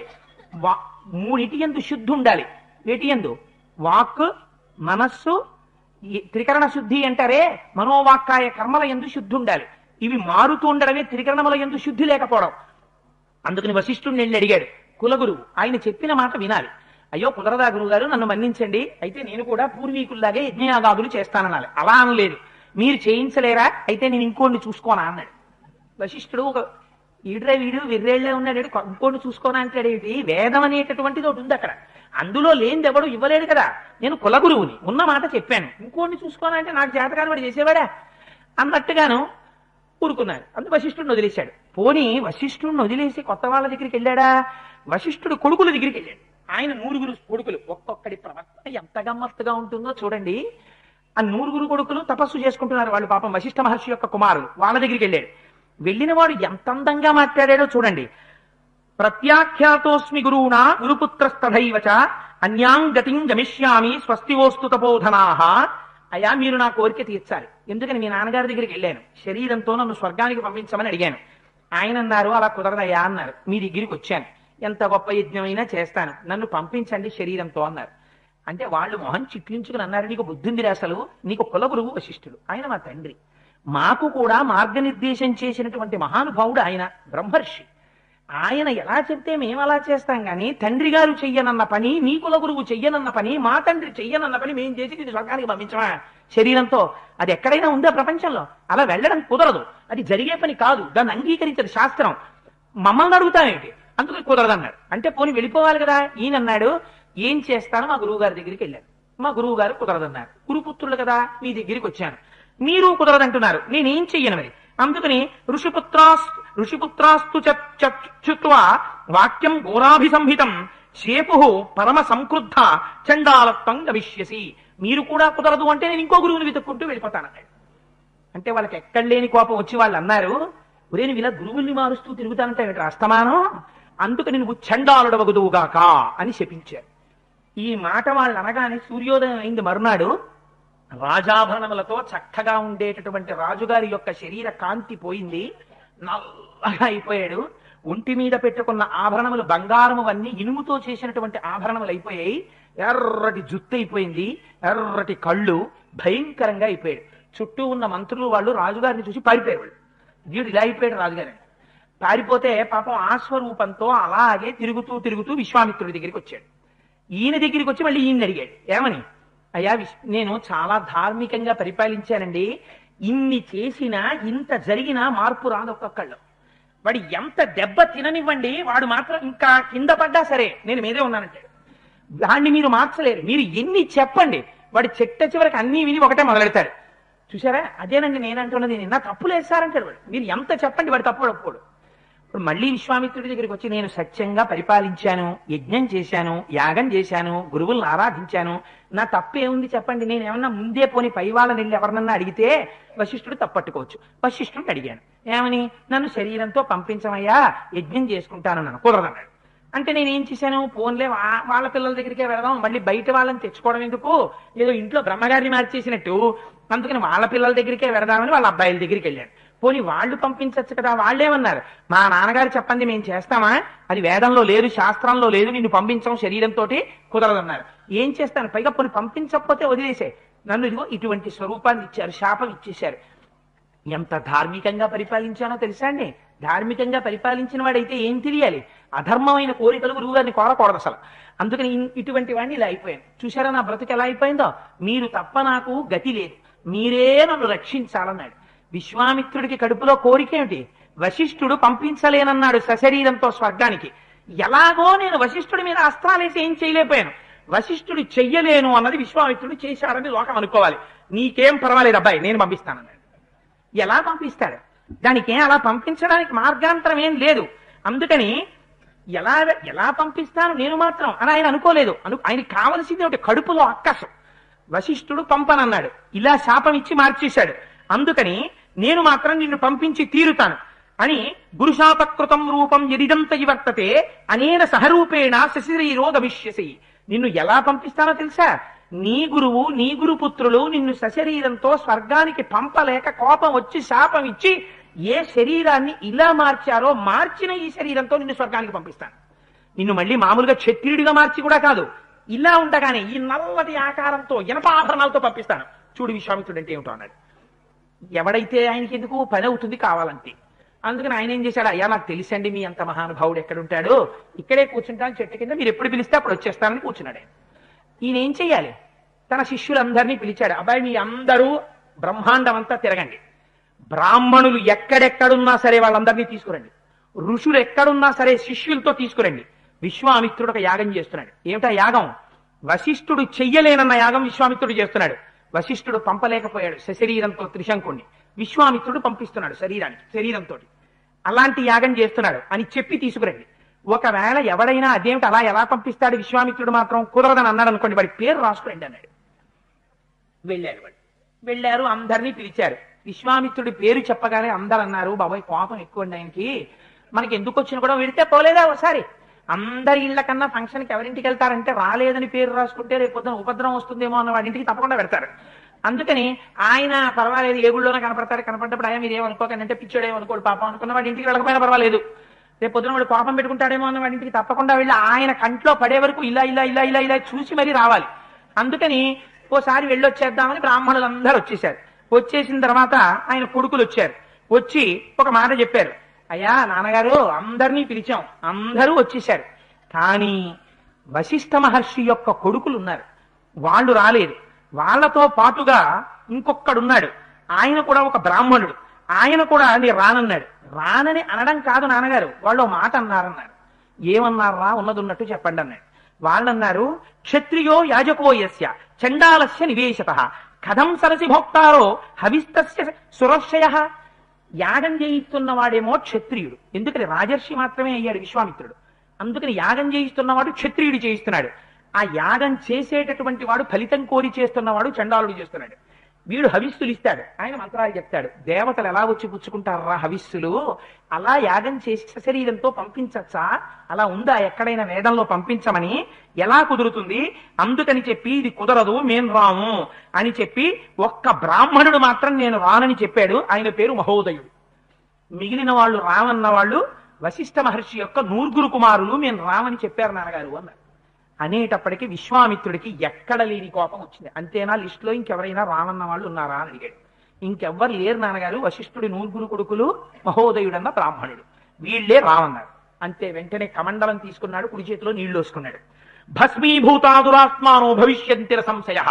ఇప్పుడే శపిస్తున్నాను, ఇక్కడ కూర్చొని ఒక్క మాట అంటున్నాను. వశిష్ఠ మహర్షి యొక్క 9 కుమారులు మహోదయుడు, వీళ్ళు 101 మంది భస్మరాశి అయి పడిపోతున్నారు, వీళ్ళు యమలోకానికి వెళ్ళిపోతున్నారు. నన్ను కాదన్నందుకు, నేను యాగం చేస్తుంటే రానన్నందుకు, నేను చేస్తున్నది తప్పన్నందుకు వాళ్ళు ఏమైపోతారో తెలుసా, 7 జాతి శతాన్యేపా మృతపా శాంతు సర్వశః. ఆ తర్వాత 700 జన్మలు వాళ్ళు స్వీకరించినప్పుడు శవమాంసం తింటూ బతుకుతారు. ఆ తర్వాత శ్వమాంస నియతాహార ముష్టికా నామనిర్ఘృణాహ వికృతాశ్చ విరూపాశ్చ లోకాననుచరంతి మాం. వాళ్ళు ఆ తర్వాత ముష్టికులనేటటువంటి పేరుతో కొన్నాళ్ళు పుడతారు. పుట్టిన తర్వాత కొన్ని జన్మల పాటు కుక్క మాంసం మాత్రం తింటూ బతుకుతారు. నా మాట కాదన్నాడే మహోదయుడు, వాడు భస్మరాశి అయిపోతాడు. వాడు కూడా దూషిత సర్వలోకేషు నిషాదత్వం గమిష్యతి. కనపడ్డ ప్రాణులందరినీ చంపుతూ లోకంలో అందరి చేత నిందింపబడుతూ నిషాదుడై వాడు బతుకుతాడు. ఇదిగో శపించానండి. ఏమైపోయింది తపశ్శక్తి? క్రోధానికి ఎప్పుడైతే లోనైపోయాడో రాజర్షిత్వము అనేటటువంటిది రావడానికి కావలసినటువంటి తపశ్శక్తిలో కొంత భాగం ఖర్చు అయిపోయింది. ఖర్చు అయిపోయిన తర్వాత మొదలెట్టండి యాగం అన్నాడు అని బ్రహ్మాండంగా యాగం మొదలెట్టారు. తీసుకొచ్చారు, కూర్చోబెట్టారు. ఎవరిని? త్రిశంకుడు కూర్చోబెట్టి, అబ్బాయి చూడరా, నిన్ను పంపించేస్తున్నావు సశరీరంగా స్వర్గానికి, నువ్వు ఇంకా రెడీ అవు, సిద్ధంగా ఉండు అన్నారు. అని హవిస్సులిస్తూ దేవతల్ని పిలిచారు. సృక్కు చేతిలో పట్టుకున్నాడు విశ్వామిత్రుడు, పట్టుకుని అందులో వేస్తూ దేవతల్ని పిలిచాడు. ఒక్క పేరు చెప్పినా ఏ దేవత హవిస్సు తీసుకోవడానికి రాలేదు. చూశాడు, కోపం వచ్చింది.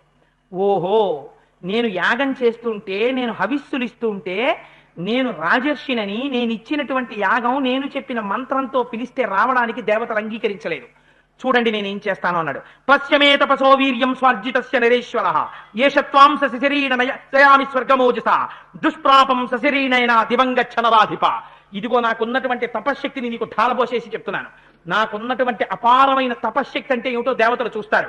బయలుదేరి తపశ్శక్తితో వెళ్ళిపోతారు స్వర్గానికి అన్నాడు.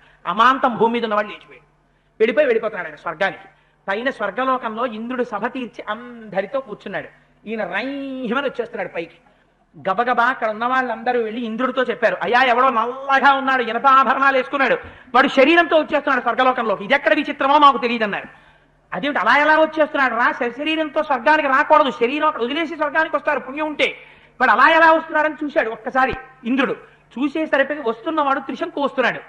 పైనుంచి చూసి ఒక్కసారి ఒక పెద్ద కేకేశాడు ఇంద్రుడు. త్రిశంకో గచ్చ భూయస్తం నాసి స్వర్గకృతాలయ గురుశాప హతో మూఢ పటభూమి మవాక్షిరాహ అన్నాడు. ఒరే, నువ్వు గురుశాపహతుడివి, నిన్ను వశిష్ఠుడు శపించాడు, నీకెక్కడుంది అధికారం స్వర్గలోకానికి రావడానికి? గురుశాపము చేత కొట్టబడినటువంటి వాడికి ఊర్ధ్వలోకాలకు వస్తావా నువ్వు? పో కిందకి, తలకిందులుగా పడి కింద పడన్నాడు. అనేటప్పటికి ఇలా వస్తున్న వాడి తల కిందకి అయిపోయింది, కాళ్ళు పైకి అయిపోయి వాడు మళ్ళీ కింద పడిపోతున్నాడు. కింద పడిపోతూ బాగా భూమి దగ్గరికి వచ్చాక మహానుభావ విశ్వామిత్ర కిందకి దోహేశారు పడిపోతున్నాను అన్నాడు. అనేటప్పటికీ చూశాడు విశ్వామిత్రుడు, అప్పటి వరకు వెళ్ళిపోయాడు స్వర్గానికి సంతోషంగా కూర్చున్నాడు. వాడు గభానవని కాకేశాడు. ఆగు ఆగు అన్నాడు. ఆగు ఆగు అని చూశాడు. ఎందుకు వచ్చేసావు అన్నాడు. వాళ్ళందరూ పెద్ద కేకేశారు. నాసి స్వర్గ కృతాలయ గురుశాపహతో మూఢ నాసి స్వర్గ కృతాలయ పతభూమి మవాక్షిరాహ పో కిందకని చెప్పి తిరగేస్తూ వేశారు, నన్ను పడిపోతున్నాను అన్నాడు. ఎంత పని చేశారు రా వాళ్ళు నిన్ను, చూడు నేనేం చేస్తాను అని సృక్కు చేతిలో ఎత్తి పట్టుకున్నాడు. నాకున్న మిగిలిన తపశ్శక్తితో ఇదిగో నేను సృష్టించేస్తున్నాను మళ్ళీ అని ఋషి మధ్యే సతేజస్వీ ప్రజాపరిదివాపర సృజం దక్షిణ మార్గస్థాన్ సప్తర్షీన పరాన్ పునః. ఒక్కసారి తనకున్న తపోబలం అంతటితో అప్పటికి ఏమైపోయింది, వశిష్ఠ మహర్షి యొక్క పుత్రుల్ని శపించేశాడు, మహోదయుణ్ణి శపించేశాడు, నిష్కారణంగా పనికిరాని టిక్కెట్ ఇచ్చి త్రిశంకుడిని పైకి పంపించేశాడు, వాడి కిందకు వచ్చేశాడు. ఉన్న తపశ్శక్తి చేత ఇంకో స్వర్గాన్ని సృష్టించేశాడు, దక్షిణ దిక్కున నక్షత్ర మండలాన్ని సృష్టించాడు, సప్తర్షుల్ని సృష్టించేశాడు. అయినా దేవతలు రావట్లేదు. చూస్తాను వాళ్ళ పని అన్నాడు. దేవతల్ని కూడా సృష్టి చేసేయడానికి సిద్ధపడ్డాడు. అప్పుడు దేవతలందరూ పరిగెత్తుకొచ్చారు. ఇది నువ్వు చెయ్యవలసిన పనేనా మహానుభావ? ఎంత తపశ్శక్తి ఉంటే మాత్రం వేరు స్వర్గాన్ని నిర్మిస్తావా? వేరుగా నక్షత్ర మండలాన్ని నిర్మిస్తావా? మళ్ళీ దేవతల్ని నిర్మిస్తావా? మహానుభావ శాంతించు. విశ్వామిత్ర, ఇది నువ్వు చెయ్యవలసిన పని కాదు. నీకు శాస్త్రం తెలుసు, సశరీరుడై ఎవ్వడూ స్వర్గలోకానికి రాడు.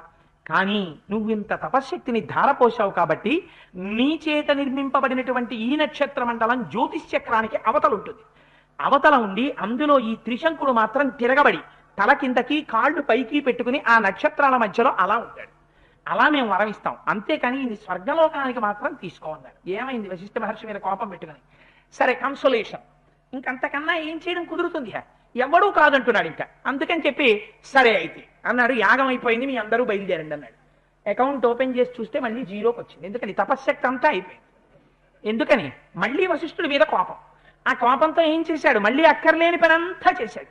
చేసి ఇలా కాదనుకున్నాడు, నా మనస్సు ప్రశాంతత కావాలి, అందుకని చెప్పి నేను ఇక్కడి నుంచి బయలుదేరిపోతాను అని చెప్పి ఒక్కసారి పశ్చిమ దిక్కుకు వెళ్ళిపోతానన్నాడు. ఇప్పటిదాకా దక్షిణ దిక్కునున్నాడు, ఇప్పుడు దిక్కు మార్చేశాడు. మార్చి ముందు హిమవత్ పర్వతానికి వెళ్ళి తపస్సు చేశాడు, తర్వాత దక్షిణ దిక్కుకు వెళ్ళి తపస్సు చేశాడు, ఇప్పుడు పశ్చిమ దిక్కుకు వెళ్ళిపోయాడు.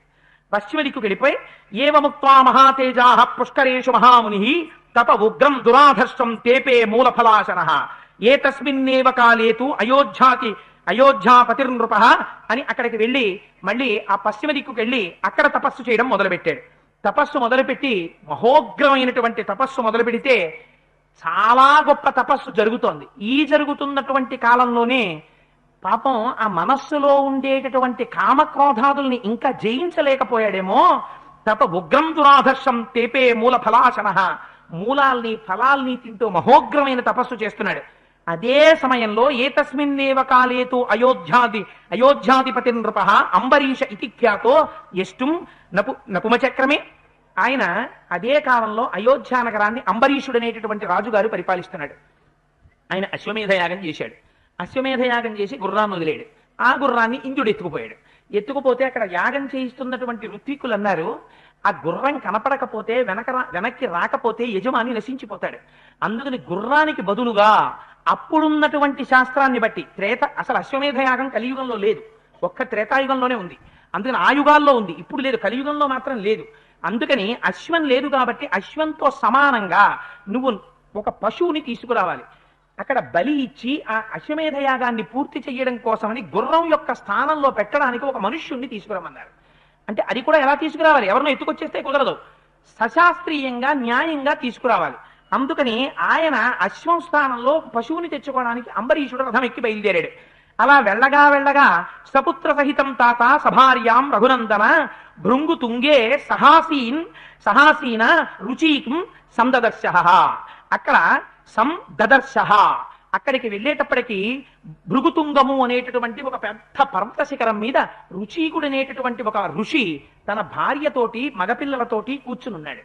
అలా వెళ్ళిపోతున్నటువంటి అంబరీషుడు రథంలోంచి ఒక్కసారి చూశాడు. చూసి గబగబా ఆయన దగ్గరికి వెళ్ళాడు. వెళ్ళి, అయ్యా నాకు కోరికండి, నేను అయోధ్యా నగరాన్ని పరిపాలిస్తున్నాను, నేను ఎప్పటి నుంచో యాగం చెయ్యాలనుకున్నాను. ఆ యాగం చేస్తుండగా యాగాశ్వాన్ని ఇంద్రుడు అపహరించాడు. యాగం ఆగిపోయింది. అందుకని ఆ యాగ పశువు నిమిత్తం నాకు ఒక పిల్లవాడు కావాలి. మీ దగ్గర చాలా మంది మగపిల్లలు కనపడుతున్నారు, అందుకని నాకు ఒక్క మగపిల్లవాడిని ఇచ్చి నా యాగం పూర్తయ్యేటట్టుగా నన్ను అనుగ్రహించండి అన్నాడు. అంటే ఆయన అన్నాడు, ఒక చిత్రమైన మాట అన్నాడు రుచీకుడు, పెద్ద పిల్లవాడిని ఇవ్వడం కుదరదయా అన్నాడు. ఎందుకని? తండ్రి పెద్ద కొడుకుని ఎట్టి పరిస్థితులలోనూ వేరొకరికి దత్తుడిగా ఇవ్వకూడదు. ఎందుకంటే అది ధర్మ సంతానం. పూర్వజన్మలలో చేసుకున్న పుణ్యం ఏదైనా ఉంటే ఆ పుణ్యాన్ని మలచి పెద్ద కొడుకుగా ఇస్తారు దేవతలు. అందుకని పెద్ద కొడుకుని ఎట్టి పరిస్థితులలోనూ దత్తత ఇవ్వకూడదు. చిట్ట చివరి వాడిని అసలు దత్తత ఇవ్వకూడదు. శాస్త్రంలో ఏంటంటే చిట్ట చివరి వాడిని ఇస్తే ఐశ్వర్యం వెళ్ళిపోతుంది. అందుకని పెద్దవాడిని దత్తత ఇవ్వకూడదు. పెద్దవాడంటే శాస్త్రంలో తండ్రికి ప్రీతిటే, చిట్ట చివరి వాడంటే తల్లికి ప్రీతిటే. ఏమో అలా ఉంటుందేమో నాకు తెలియదు, కానీ మరి శాస్త్రం అలా మాట్లాడింది కాబట్టి అది నిజమై ఉండొచ్చు. అందుకని తండ్రి అన్నాడు, పెద్ద కుమారుణ్ణి ఇవ్వడం కుదరదయా అన్నాడు. ఆవిడంది, ఆయన భార్య అంది, చిన్న కుమారుణ్ణి ఇవ్వడం నాకు కుదరదు అంది. ఎందుకని? చిన్న కుమారుడు అంటే తల్లికి ప్రీతి కనుక. అంటే ఆ మధ్యలో ఉన్న వాడికి శునశ్చేపుడని ఆ మధ్యలో కుర్రాడు, అతనికి ఎక్కడ లేని బాధ వేసింది. ఆయన అన్నాడు, ఓహో పెద్ద కొడుకుని మా నాన్నగారు ఇవ్వరు, ఆఖరి వాడిని మా అమ్మ ఇవ్వదు అంటే వెళ్ళిపోవని ఎవరిని చెప్పినట్టు? నన్నే కదా అన్నట్టు. ప్రాయేణ హినరశ్రేష్ఠ జ్యేష్ఠ పితృషు వల్లభా మాతృణాంతు కనీయాంసం తస్మాద్రక్షే కనీయసం. ఎక్కడో కూర్చోవు. అందుకని ప్రాయేణ హినరశ్రేష్ఠ జ్యేష్ఠా పితృషు వల్లభా, పెద్దవాణ్ణి తండ్రి వదలడు, చిన్నవాణ్ణి తల్లి వదలడు. అంటే మధ్యలో వాడిని నన్ను వదిలేసినట్టే కదా, అందుకని నన్ను తీసుకెళ్ళిపోండి. వీళ్ళిద్దరికీ అక్కర్లేని వాడిని నేను ఎందుకు ఇక్కడ అంటే ఆయన ఏం చేశాడు, తప్పకుండా తీసుకెడతానని 1,00,000 ఆవుల్ని ఆ ఋషికి ఇచ్చి, అంటే ఋషి మాత్రం ఎందుకు ఇచ్చాడు మనం ఒకటి ఆలోచించాలి. ఆయనకి ధర్మం తెలుసు. రాజు భూమండలాన్నంతటినీ కాపాడేటటువంటి వాడు, మహాత్యాగం చేశాడు తండ్రి కూడా. ధర్మాన్ని తప్పకూడదు, రాజుని బ్రతికించుకోవాలి. రాజు బ్రతకాలంటే యాగం పూర్తవ్వాలి. అందుకని ఔదార్యంతో తన కొడుకుని ఇచ్చేయడానికి ఒప్పుకున్నాడు. అంతేకాని చేతకాకో ప్రేమ లేకో కొడుకునిచ్చిన వాడు కాడు రుచీకుడు కూడా. అందుకని మధ్య కొడుకుని ఇచ్చేశాడు. ఆయన్ని తీసుకెళ్లి రథం మీద కూర్చోబెట్టుకుని అంబరీషుడు వెళ్ళిపోతున్నాడు. వెళ్ళిపోతూ ఒక మిట్ట మధ్యాహ్నం వేళ ఒక చోట కూర్చుని అంబరీషుడు విశ్రాంతి తీసుకుంటున్నాడు. పాపం ఈ పిల్లవాడు రథం దిగి అటు ఇటు తిరుగుతున్నాడు. ఇంకా నన్ను ఎలాగో చంపేస్తారు, తీసుకెళ్లి యూప స్తంభానికి కట్టేస్తారని అలా తిరుగుతుంటే అక్కడ ఆశ్రమం కనపడింది. ఎవరిది ఈ ఆశ్రమం అని అడిగాడు. అంటే అది విశ్వామిత్రుడి ఆశ్రమం అన్నారు. విశ్వామిత్రుడు మేనమా అవుతాడు.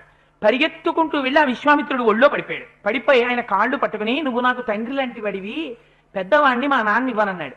ఆఖరి వాడిని మా అమ్మ ఇవ్వనంది. మధ్యలో పుట్టిన పాపానికి నన్ను ఇచ్చేశారు యజ్ఞ పశువుగా. నన్ను తీసుకెళ్లిపోతున్నాడు అంబరీషుడు. నేను దీర్ఘాయుర్దాయం బతికి తపస్సు చేసి స్వర్గాన్ని పొందాలని నాకు కోరిక ఉంది.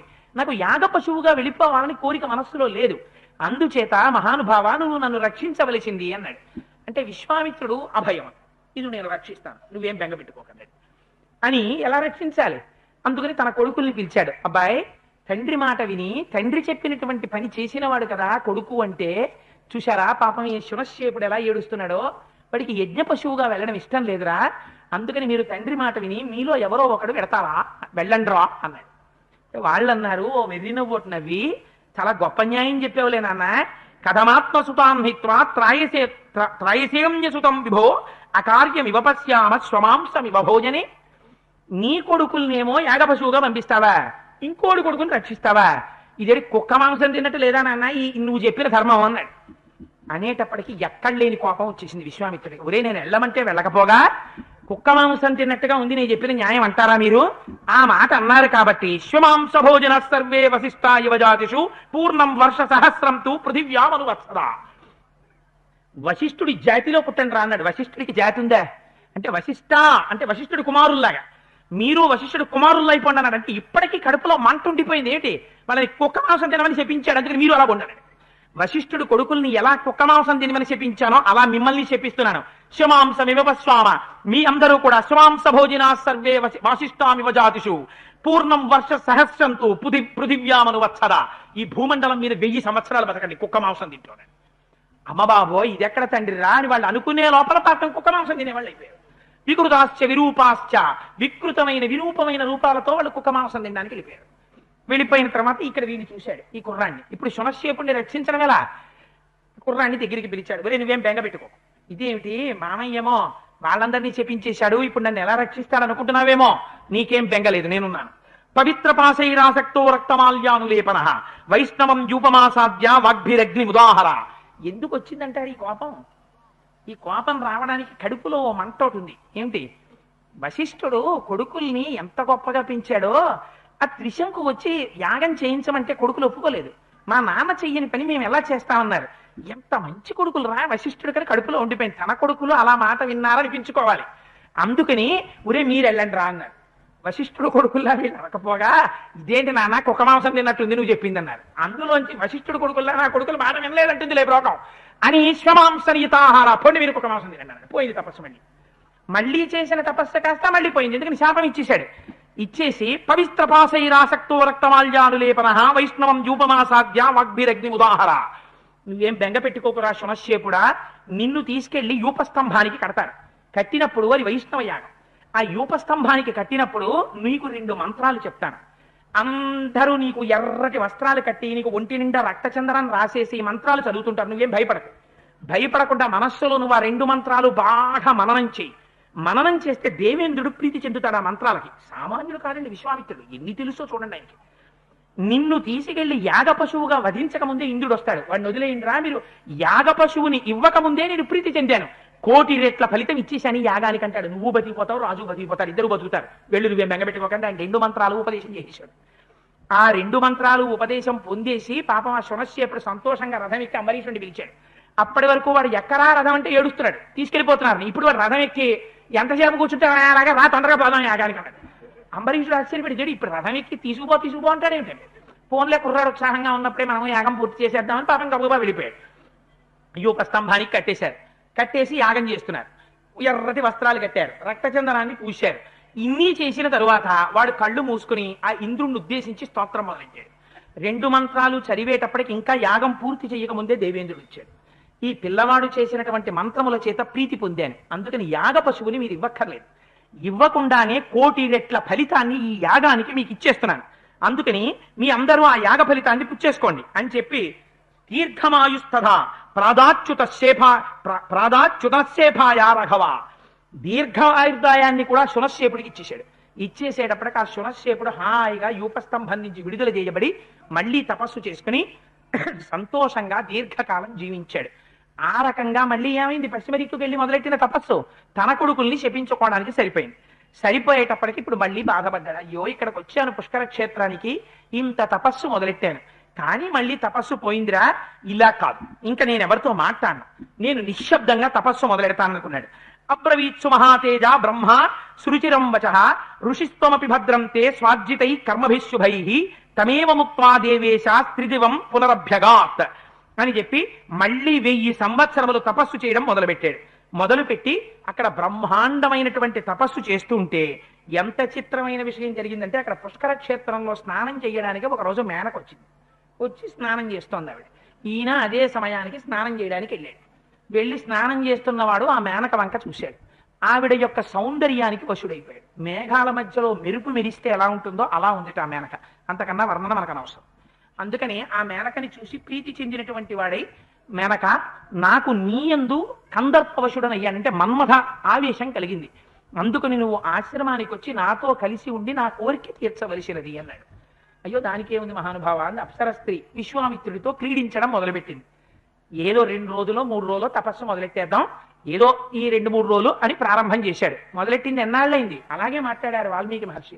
దివారాత్ర, ఈ ఒక్క పగలనుకున్నాడు, ఈ ఒక్క రాత్రి అనుకున్నాడు, రేపు రాత్రి అనుకున్నాడు, ఎల్లుండి రాత్రి అనుకున్నాడు. ఇలా చూస్తుండగా ఓ రోజు ఏ సంవత్సరం అని చూసుకుంటే 10 ఏళ్ళు అయిపోయింది.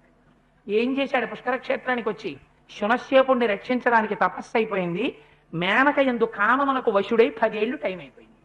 తపస్సుకి ఎందుకు వచ్చాడో మర్చిపోయాడు. 10 ఏళ్ళు అయిపోయిన తర్వాత జ్ఞాపకానికి వచ్చింది.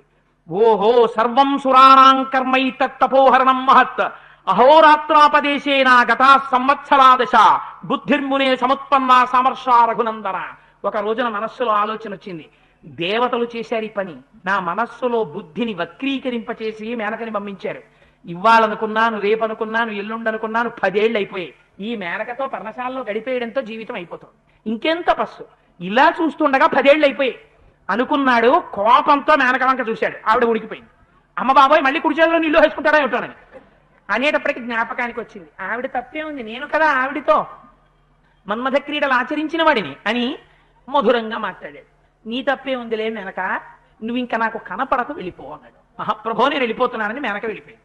వెళ్ళిపోయిన తర్వాత అప్పుడు అనుకున్నాడు, ఇలా కాదు, నేను మళ్ళీ చాలా జాగ్రత్తగా తపస్సు చెయ్యాలి. ఈ పశ్చిమ దిక్కుకు వచ్చాను కానీ తపస్సు నడవలేదు సరిగ్గా అనుకుని ఉత్తర దిక్కు వెళ్ళిపోయాడు. వెళ్ళిపోయి మళ్ళీ ఉత్తర దిక్కున తపస్సు మొదలెట్టాడు. ఉత్తరం పర్వతం రామ విశ్వామిత్రో జగామః సకృత్వా నైష్టికీం బుద్ధిం జేతుకామో మహాయశాః కౌశికీ తీరమాసాద్య తపస్తేపే సుదారుణం తస్య వర్ష సహస్రం తు ఘోరం తప ఉపాసతః. అక్కడికి వెళ్ళి కౌశికీ నది పక్కన కూర్చున్నాడు. వాళ్ళ అక్కగారు సత్యవతీదేవి కౌశికీ నదిగా ప్రవహిస్తూ ఉంటుంది. అక్కడ కూర్చుని ఘోరాతి ఘోరమైన తపస్సు 1000 సంవత్సరాలు చేశాడు.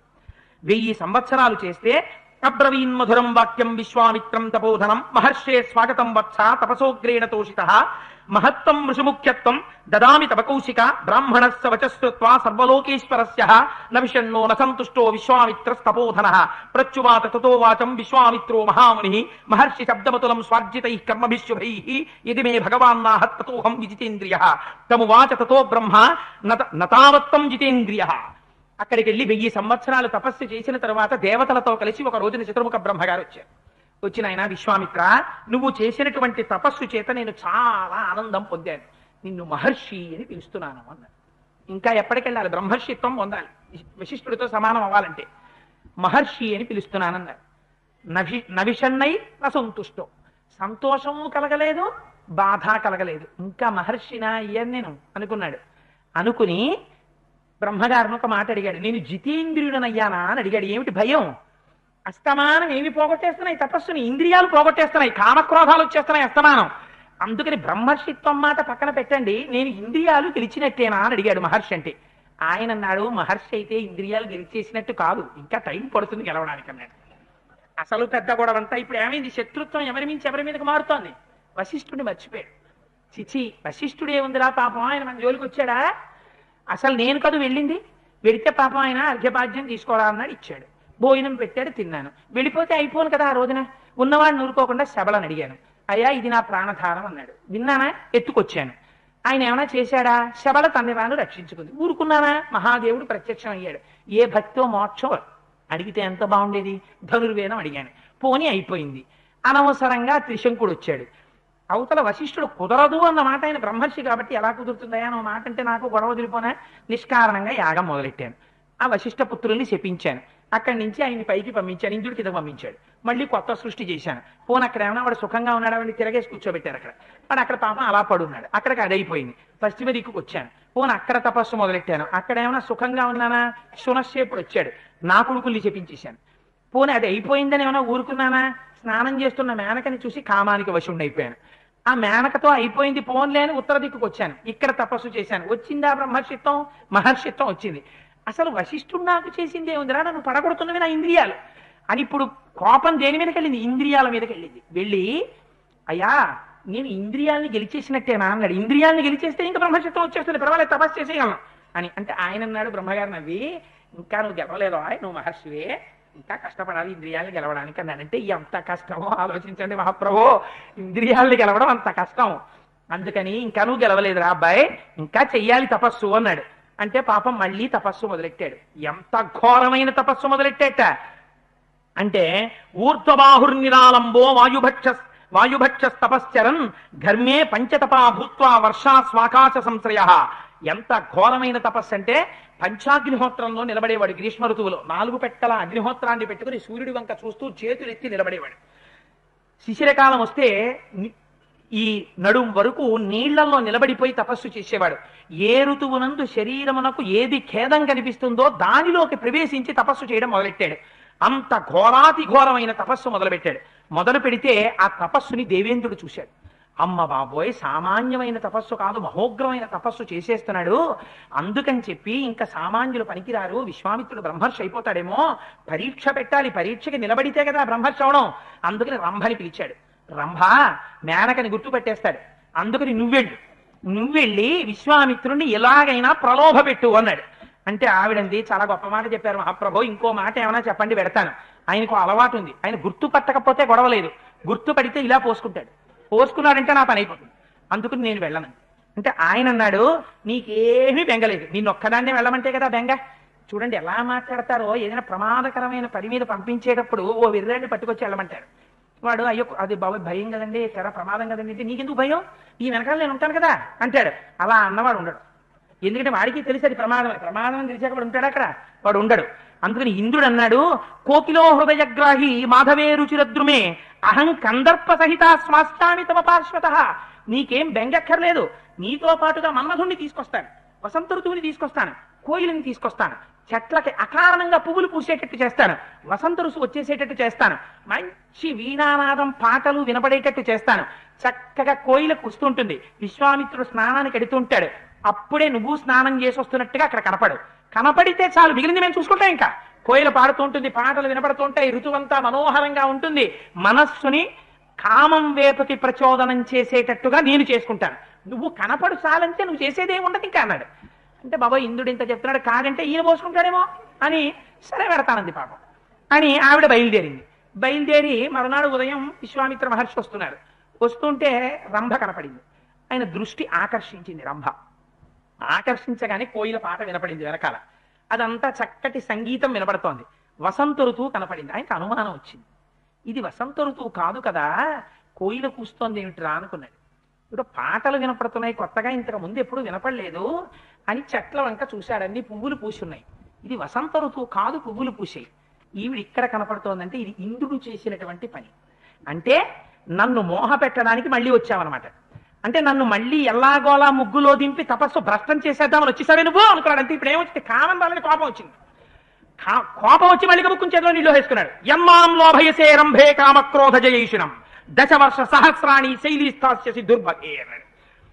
నన్ను ప్రలోభ పెడదామని వచ్చావా, నేను కామక్రోధాలు జయించేశాను తెలుసా, మళ్ళీ నన్ను కామంలో దింపేద్దాం అనుకున్నావా, 10,000 సంవత్సరములు రాయి అయిపోతావు నువ్వు అని చెప్పించేశాడు. ఏది క్రోధాన్ని జయించింది, మళ్ళీ పోయింది తపస్సు. ఇదే కావాలి ఇంద్రుడికి అని ఇలా చూస్తున్నాడు. ఇంకెవరన్నా కనపడతాడా అని పారిపోయారు ఇంద్రుడును వసంతుడు కలిసి. పాపం పాడైపోయింది, ఎవరు రంభ పాడైపోయింది, శిల అయిపోయి అక్కడ ఉండిపోయింది. చూశాడు, ఇవన్నీ ప్రచోదనం చేసిన వాడు కూడా వాడు ఉన్నాడు, వాడు పారిపోయాడు.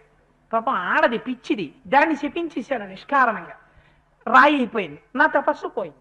మళ్ళీ క్రోధానికి వశం అయిపోయాను. నిజంగా ఎవడి మీద చూపిస్తాడండి కోపం, మీరు ఆలోచించండి ఎంత మండిపోతుంది. ప్రతిరోజు ప్రతి క్షణం జాగ్రత్తగా ఉన్నా ఎప్పుడప్పుడు పాడు చేస్తున్నారు తపస్సు అంతా. అవడు బ్రహ్మర్షి కడుపు ఎంత బాధ వచ్చేసిందో నిజంగా విశ్వామిత్రుడికి. బాధ వచ్చేసి అడగల రంభ, అడగకపోయినా తానే దానికి ఉపశాంతి చెప్పేశాడు. బ్రాహ్మణా సుమహాతేజాస్తపోబల సమన్విత ఉద్ధరిష్యతి రంభే త్వాం మత్క్రోధ కలుషీకృత.